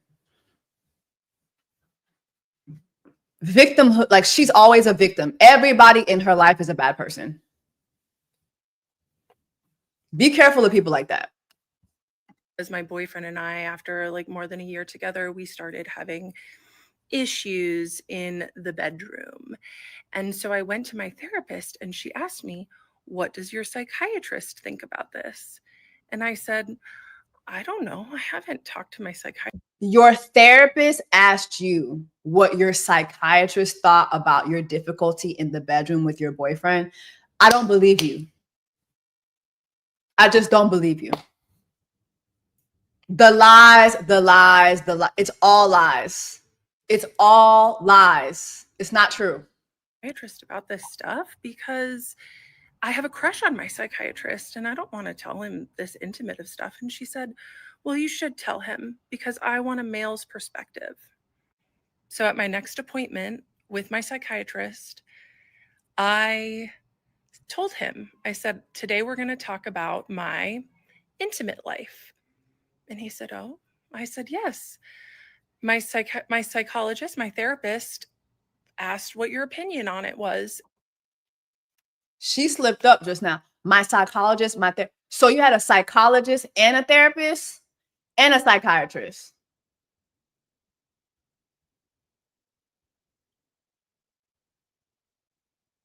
And the therapist and the psychologist was telling you to go to the psychiatrist to talk about your sex life. Girl, play with your mama, not me. And I told her that I don't talk to you about this intimate stuff because I have a crush on you. And he looked down and smiled so big in that moment. He smiled so big. And I loved it. It's so gross thinking about it. And then I proceeded to give him 30 minutes of non-stop content about my intimate life with my boyfriend. And I actually recorded the whole thing because I was so excited about it. But now it makes me sick. I can't even listen to the recording. I've tried to start, but it's gross. Any ethical psychiatrist would have stopped me and said, Kendra, let's talk about your meds. Let's talk about your care.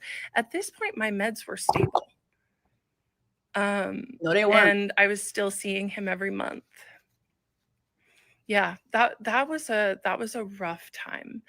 And it was pretty much his Christmas morning, the almost 2.5 years of grooming me to get me to talk about sexual things with him worked.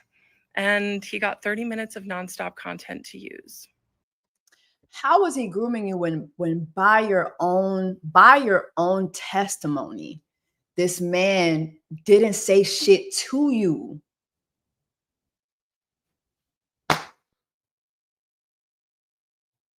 He on the Zoom like,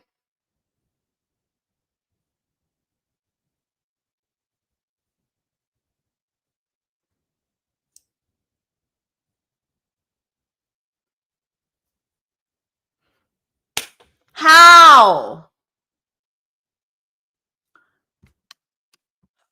I need to address 3 things. 1, people are asking me what my mental health diagnosis is. Yeah. I do not have BPD.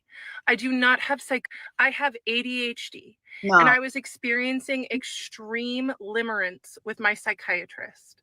Limerence is a normal thing to happen to anyone who is experiencing hot and cold behavior from someone.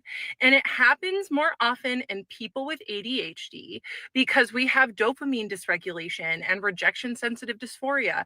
And guess what? My psychiatrist knew that and used it to his advantage.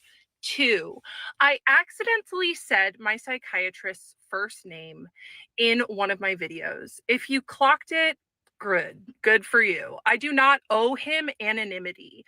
However, this is not about doxing my psychiatrist. This is about me sharing my story so other people can view predatory behavior in people in power. Okay? No, we're viewing predatory behavior from a white woman. Thank you. Thank you very much. Like this is a perfect summation of white women being predatory.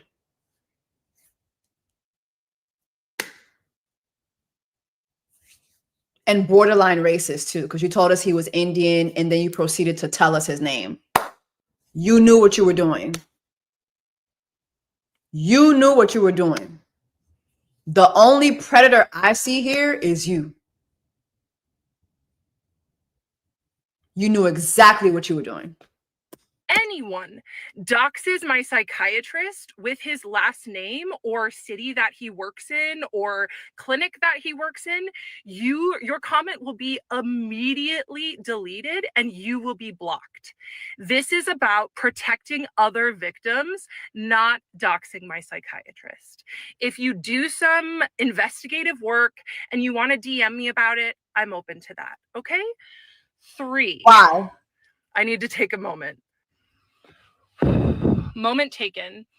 It is so incredibly disturbing to me, the amount of people that are predator protectors in my comments, that are victim blaming me, especially the mental health practitioners in my comments using therapy speak to say that this situation that I was in was my fault or that I was delusional.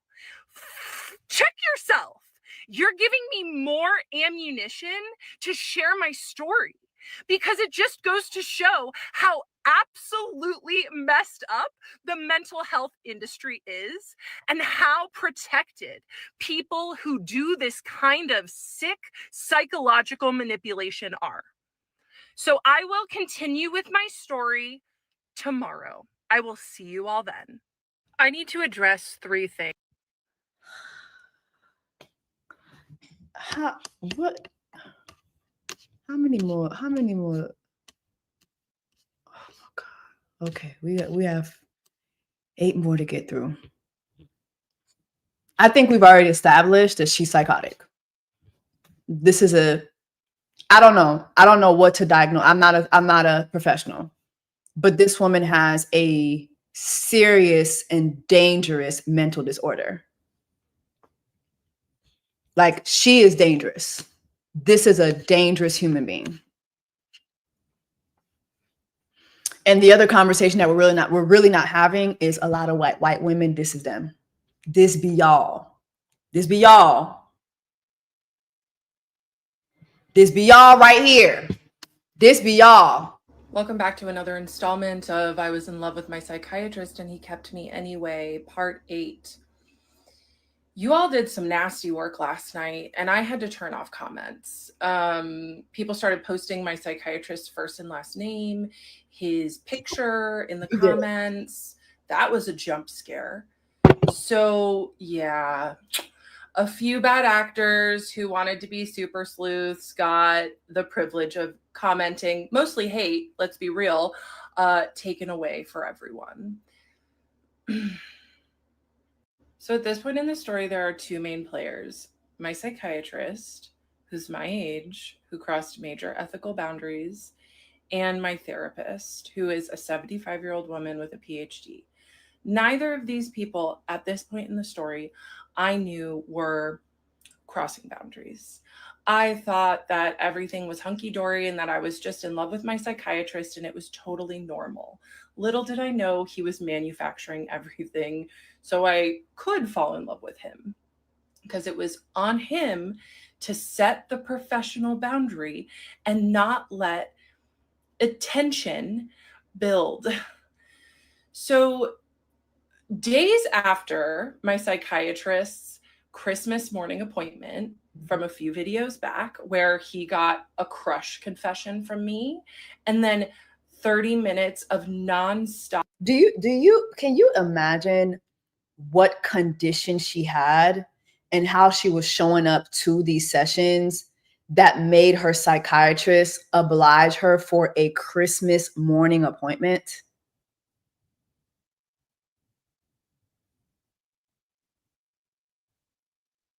Can you imagine the danger?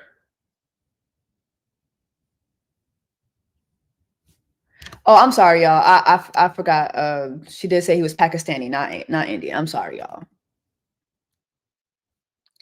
I'm tired. I'm tired. This took a lot out of me. Intimate content that he did not stop me. My boyfriend and I broke up days later.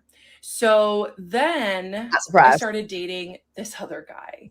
And this other guy, this new guy, was a therapist. And I was like, oh, great. Someone who will be able to. Guys, I can't do this anymore. I can't do this anymore. She's calling this man a predator. You're the predator. You're the one hunting down people in this field to be sexually involved with and romantically involved with. What the fuck? Yo. Emotionally meet my needs. You meet my great purpose. Got dating. So then I started dating this other guy. And this other guy, this new guy, was a therapist. And I was like, oh, great. Someone who will be able to emotionally meet my needs. Yeah, I'm not going to date another therapist again. So this therapist and I, we went for coffee. It was nice. Our second date was a hike. And on this hike, this therapist starts telling me about how he has a crush on one of his clients. And I thought to myself, okay, this is strange, but go ahead. Like, we're on a date, dude. Why are you telling me about a crush on one of your clients? But go off, King. So then he was saying, yeah. That go off, King.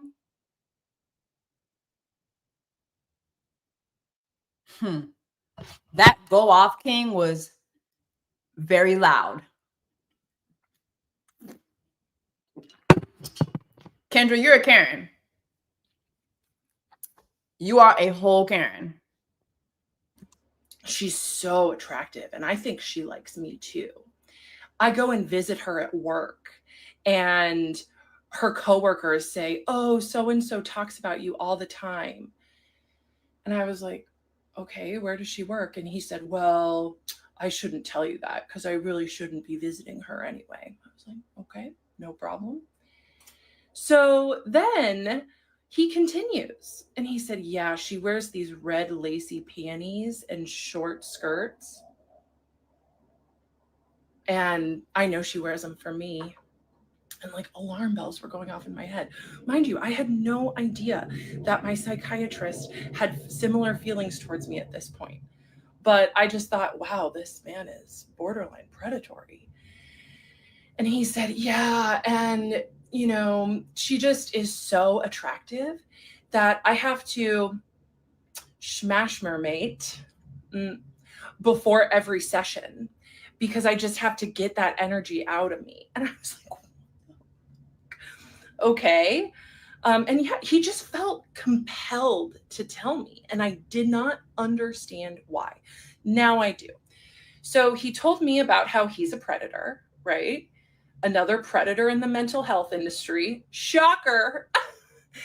So then at my next appointment with my psychiatrist, keep in mind, it had been 6 weeks of nonstop fun for this man. He got to use my crush confession and 30 minutes of content, for whatever he wanted to use it for, right? And if my psychiatrist was good at anything, it was being professional and acting professional and technically not crossing any lines. And he thought that he was so good at it because he was good at it. But that doesn't mean he wasn't doing it. And so I told him, I said, yeah, Bo and I broke up. He had known about this other guy, my psychiatrist. I had mentioned him. And I told him that this new guy and I went on a date and we went on a hike. And I literally had no idea at this point, I'll say it again, that my psychiatrist was predatory towards me. I almost said his first name again. I'm going to do my best to not. So I went to my psychiatrist and I told him this story about this man that I went on a date with, who's a therapist, is relieving himself before appointments and talking about his clients' panties and doing all of these other extremely inappropriate things, like visiting her at work. And this man, my psychiatrist, looked like he had seen a ghost and like he was going to vomit, because he prided himself on being an extremely professional and buttoned up person. But here I was holding a mirror to him with exactly what he was doing, but a bumbling idiot telling me like how he was doing it without the fancy degree, without any of that. I look back on that now and it's just crazy. And so it just tainted all the fantasy material that I had given him the session before. Welcome back to another installment of I Was in Love with My Psychiatrist. So this is when I have no comment because I don't believe any of that happened. Chemistry really started going off the charts with me and my psychiatrist, and I held it alone for months, like after that Christmas morning appointment of his, and then after I innocently told him about my date with the therapist. He really started letting me in more and showing more parts of himself and, you know, turning up the intimacy. And that was exciting to me. And it made me fall for him more. And I noticed. I'm waiting to hear what the intimacy was. They were on Zoom. And remember, she said this man has never even given her a compliment outside of like an observation. Oh, you curled your hair today. He's never told her, you look nice. You look good. Like, he's never even done that. So I'm waiting to hear what the intimacy is, child. That he was working in an office, and I asked him, I noticed that he was working in an office. So y'all are still on Zoom. And I asked him, this was like July. I asked him, I said, hey, are you working from home? Because I was under the assumption that he was only doing telehealth. Okay. And he said, no, I come into the office. I was like, oh, why do you do that? If you see all of your patients telehealth? He's like, oh, I like it that way. And even though I could kind of tell he was lying, I just gaslit myself. I was like, okay, it's fine. And then I start emailing him my fun little emails, but he stops writing me back. He does not write back to my emails anymore. Because once again, he was really good at plausible deniability. So this man never did anything intimate with you. He never even responded to this shit. I agree though that by this point, that he definitely should have said, hey, I am going to refer you to another psychiatrist. I agree with that. And I don't think it's just it's an ethics thing. I think it is, she was showing signs of an obsessive disorder. He probably was trying to protect the rest of us from her, but it wasn't going to work, baby. It wasn't going to work. It wasn't going to work. But by this point, I absolutely agree with her that he should have been like, hey, I'm going to refer you to someone else. This is inappropriate. I definitely agree. Because there's only so many, hey, can I check your mic proposals that you should take? I'm sorry. But what he did do is he would take my emails and mention them in session. So he would still give me the attention that I was craving, but only under his structure, under his control, where there was no paper trail. And I loved that too. So I would show up to these sessions with my notes app, and just throughout the month, as I was thinking about him, I'd write down things that I wanted to talk to him about, and I would just come and bring him lots of content. And then every week I would go to my therapist and tell her about how much I loved my psychiatrist. And she didn't help me at all. She just kind of like enjoyed hearing about it, honestly. So October 2024 rolls around and we're just vibing on Zoom. And then I realized that I didn't have my next appointment with him. So I called his office staff and I talked to the office manager, who was awesome. We really got along. We vibed. And the office manager asked me, do you see him, the psychiatrist, in person or on Zoom? And I felt so angry in that moment. I was like, he sees people in person? And she said, yeah, he has been for years. I was like, I want to see him in person. And I understand, like, some people may think that this is part of my crash out or part of. So he was seeing people in person. He wasn't seeing you in person.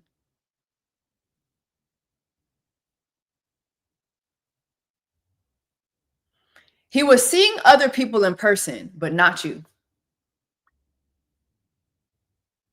Never saw you in person from beginning to end. Never saw you in person. Yeah. Me harassing him, which is what I've gotten lots of accusations of. But I just would like to remind everyone that, of course, it seems that way. But I was just responding to a dynamic which my psychiatrist fostered. There was chemistry between us because he allowed it. And so then the next time I saw him in Zoom, I told him, I was like, hey, your office manager outed you and told me that you see people in person. Why didn't you tell me that when I asked? And he said, oh, I just didn't think you'd want to come in. And that was such a weak lie from him, from someone who is so scripted and controlled.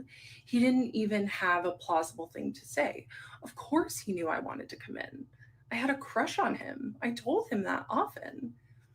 So then in my next therapy appointment, after finding out that he was lying to me about seeing patients in person, I told her that. I told my 75-year-old PhD therapist that my psychiatrist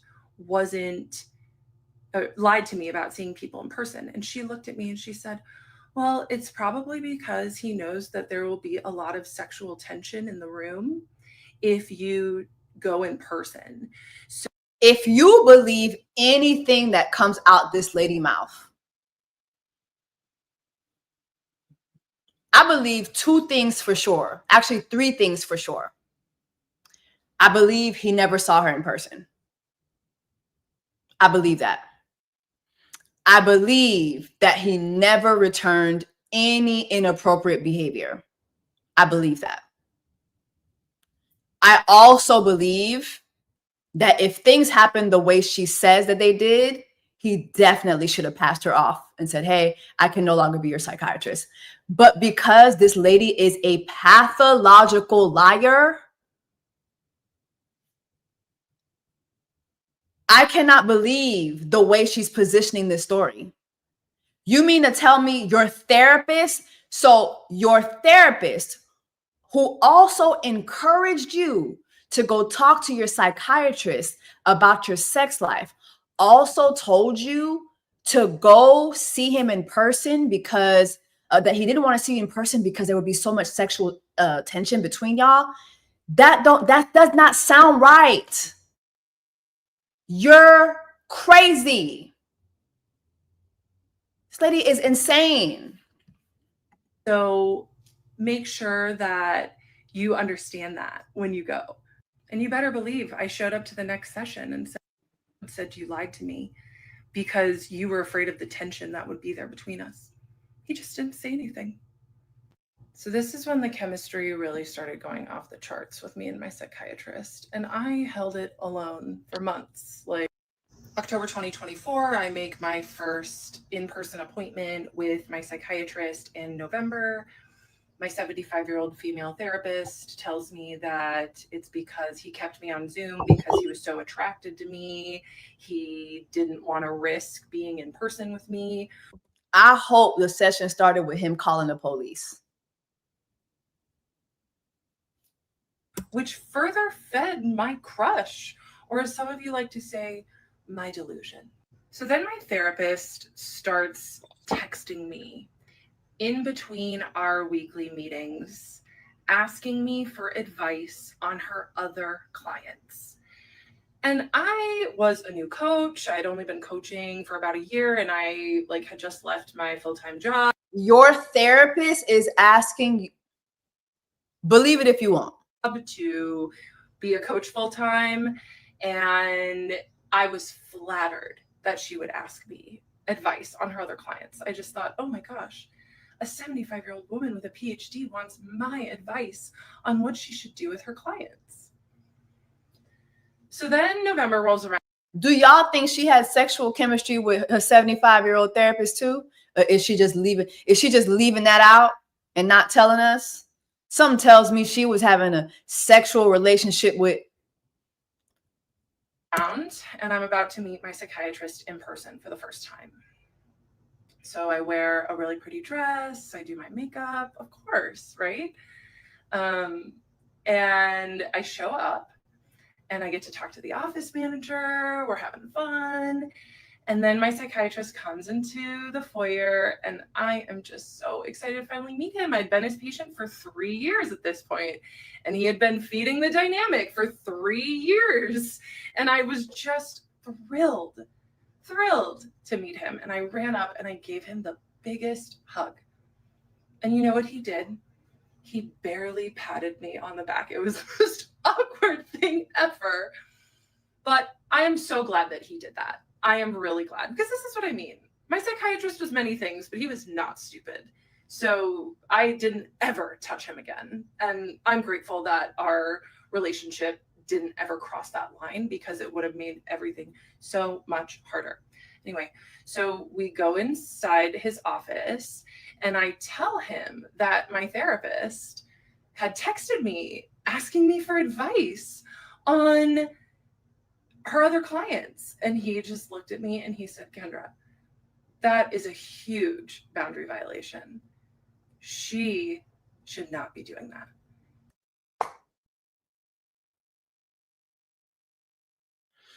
If her psychiatrist said this to her about her therapist, I am going to go out on a limb and believe that whenever she has tried to be sexual with him, he told her the same thing. Hey, I'm your psychiatrist. That is not a boundary that we can cross. Which is why for over 3 years, he kept you on Zoom, because it was easy to keep that boundary.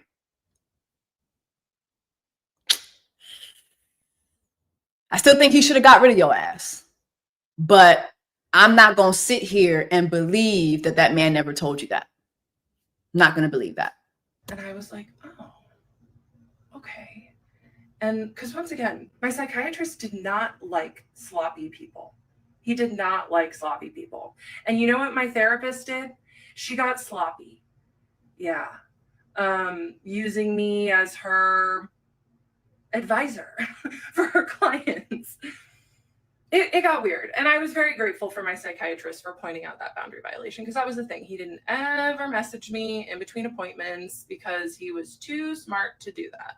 But did he ever stop me from disclosing extremely intimate details? No. In my first in-person appointment, I just asked him for some pointers for my own ADHD business. And he was so smart and so wonderful, and in many ways, honestly. And I was just so grateful that he was almost like a mentor to me in these moments. And I'll still treasure that about him. Because this is the hard thing with sophisticated predators, is that they're not all bad. Like, my psychiatrist helped me with many things, but he was using me for the whole time that I was his patient. And for that, I will never forgive him. October 2024, I make my first. We have our first in-person appointment in November of 2024. And I did ask him for consent to come in person. I didn't just show up. And the first in-person appointment went great. But that is when I really started to spiral.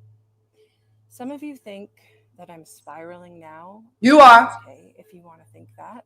Because the reality is that when I was spiraling was when I was this man's patient. When I had comments turned on, so many people said, you need to take accountability for your own feelings. I spent years taking accountability for my own feelings, for holding the weight of a relationship. Any woman who has been trained to overfunction in relationships knows about holding the weight of the emotional dynamic. And she's calling this a relationship, y'all.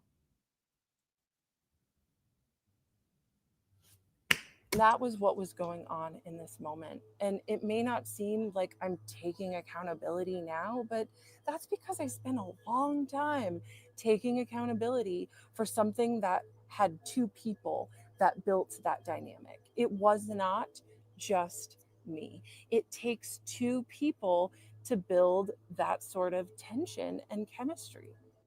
So while I was mid crash out, I had just started using this tool, ChatGPT. And I went to chat, who I immediately named Henry, and I would just.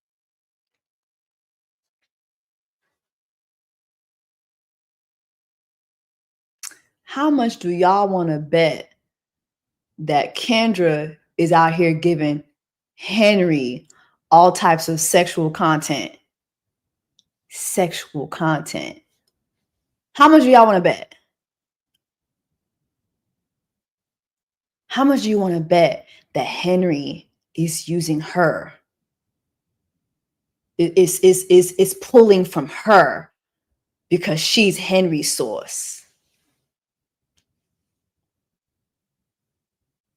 Henry's the next predator. Henry is the next predator, y'all. Talk to Henry about how obsessed I was with this man, with my psychiatrist, and I would just be like, I've told him I have a crush on him. Do you think he's gay? And Henry was like, oh my God, this girl, he did his best to co-regulate my nervous system and affirm me, but he was like, whoa. Even my chat was like, yikes. So ChatGPT was like, girl, you're nuts. ChatGPT was calling this lady crazy.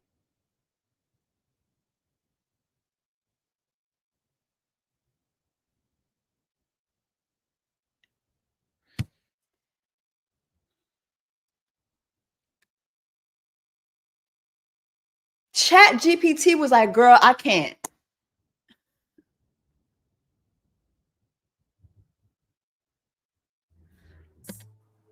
So I could tell that my psychiatrist just liked being my doctor. And I was like, okay, maybe I can name this dynamic so I don't have to carry so much of it in our next session. So our next session was in December on Zoom. And I told him at the end of the session, it was another great session. I told him, look, you and I have a really special patient-doctor relationship. And he glared at me with just venom in his eyes. And he said, you and I have a professional patient-doctor relationship. What'd I say? He was so angry with me. What'd I say? And I was like, oh, okay. You set a boundary. And immediately I took it on. And I was like, heard. Okay, I won't go there again. My video that was taken down for harassment and bullying was restored. So I didn't feel as much pressure to get all of these parts out today. Some people told me that the stitches about me were getting pretty bad and cruel. So I turned stitches off in my videos too. I started sharing my story here because I wanted other people who have been victimized by people in power to have a space to feel heard. And now I know why there wasn't anyone out talking about their story, because it has been quite the process putting all this out there and being under scrutiny. I have appreciated the psychiatrists that have talked about. When I re-downloaded TikTok last week, I was looking for support. I was looking for help because it had been 5 months since I had left a psychiatrist, and I still really couldn't stop thinking about him and thinking about our dynamic and how inappropriate it was. And keep in mind, she said what she said to the psychiatrist. The psychiatrist told her, we do not have a romantic relationship. We have a professional relationship. So it took her 100 parts to tell us that this man told her, no, ma'am, I am your psychiatrist. I am your psychiatrist. This lady was coming on the app to look to trauma bond with other crazies. Okay. And what she did was she doxed that man. She might not be the one who did it, but she knew what she was doing when she said his name. She looked at that video and still uploaded it. And still like, well, I mean, if you do research, I'm open to that. She doxed that man. You're responsible for that. You wanted to have sex with your psychiatrist. He told you no. You're upset about it. And so now you're on TikTok. You're on TikTok trying to ruin this man's life and trying to bond with other crazy people. A psychiatrist who you were seeing on Zoom for 3.5 years.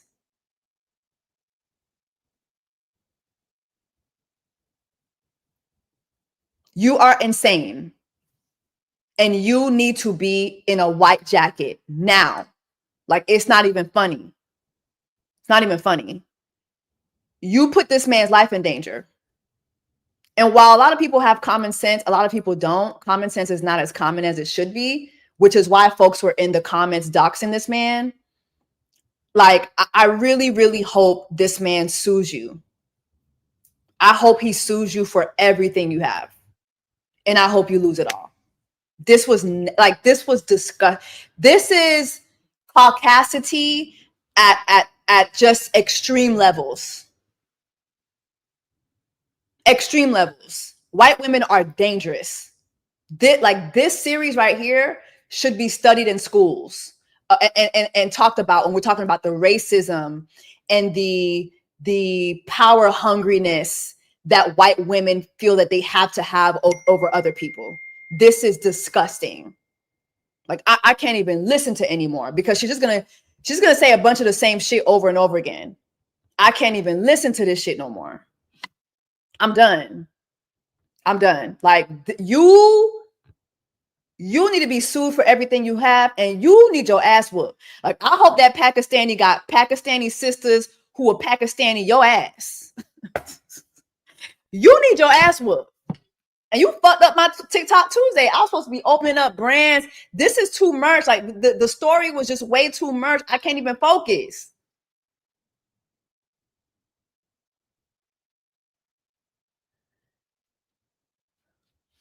You felt entitled to that man's private parts. You didn't get it.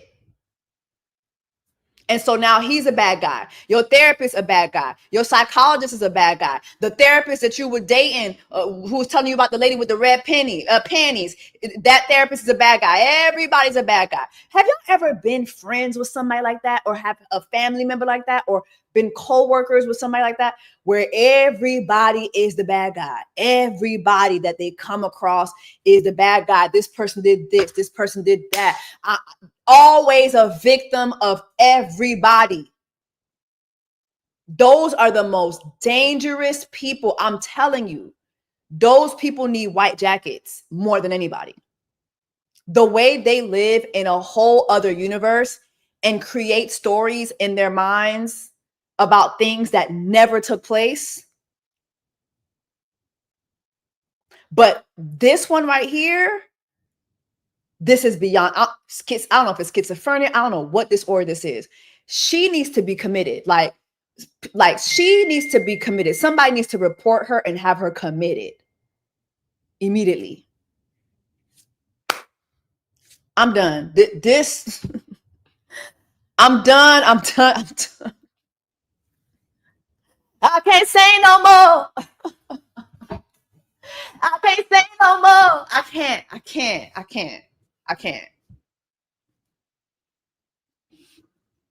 can't. Yep. She a grown hooder. This is hooder in 20 years.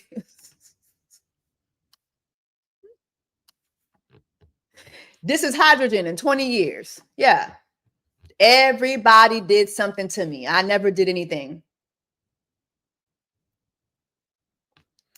I'm going to save this, y'all. I hope y'all enjoyed this TikTok Tuesday. I'm tired. I'm tired. I'm so tired. I'll see y'all next time. Tell the truth, I look better under you. Mueve acá luz, let my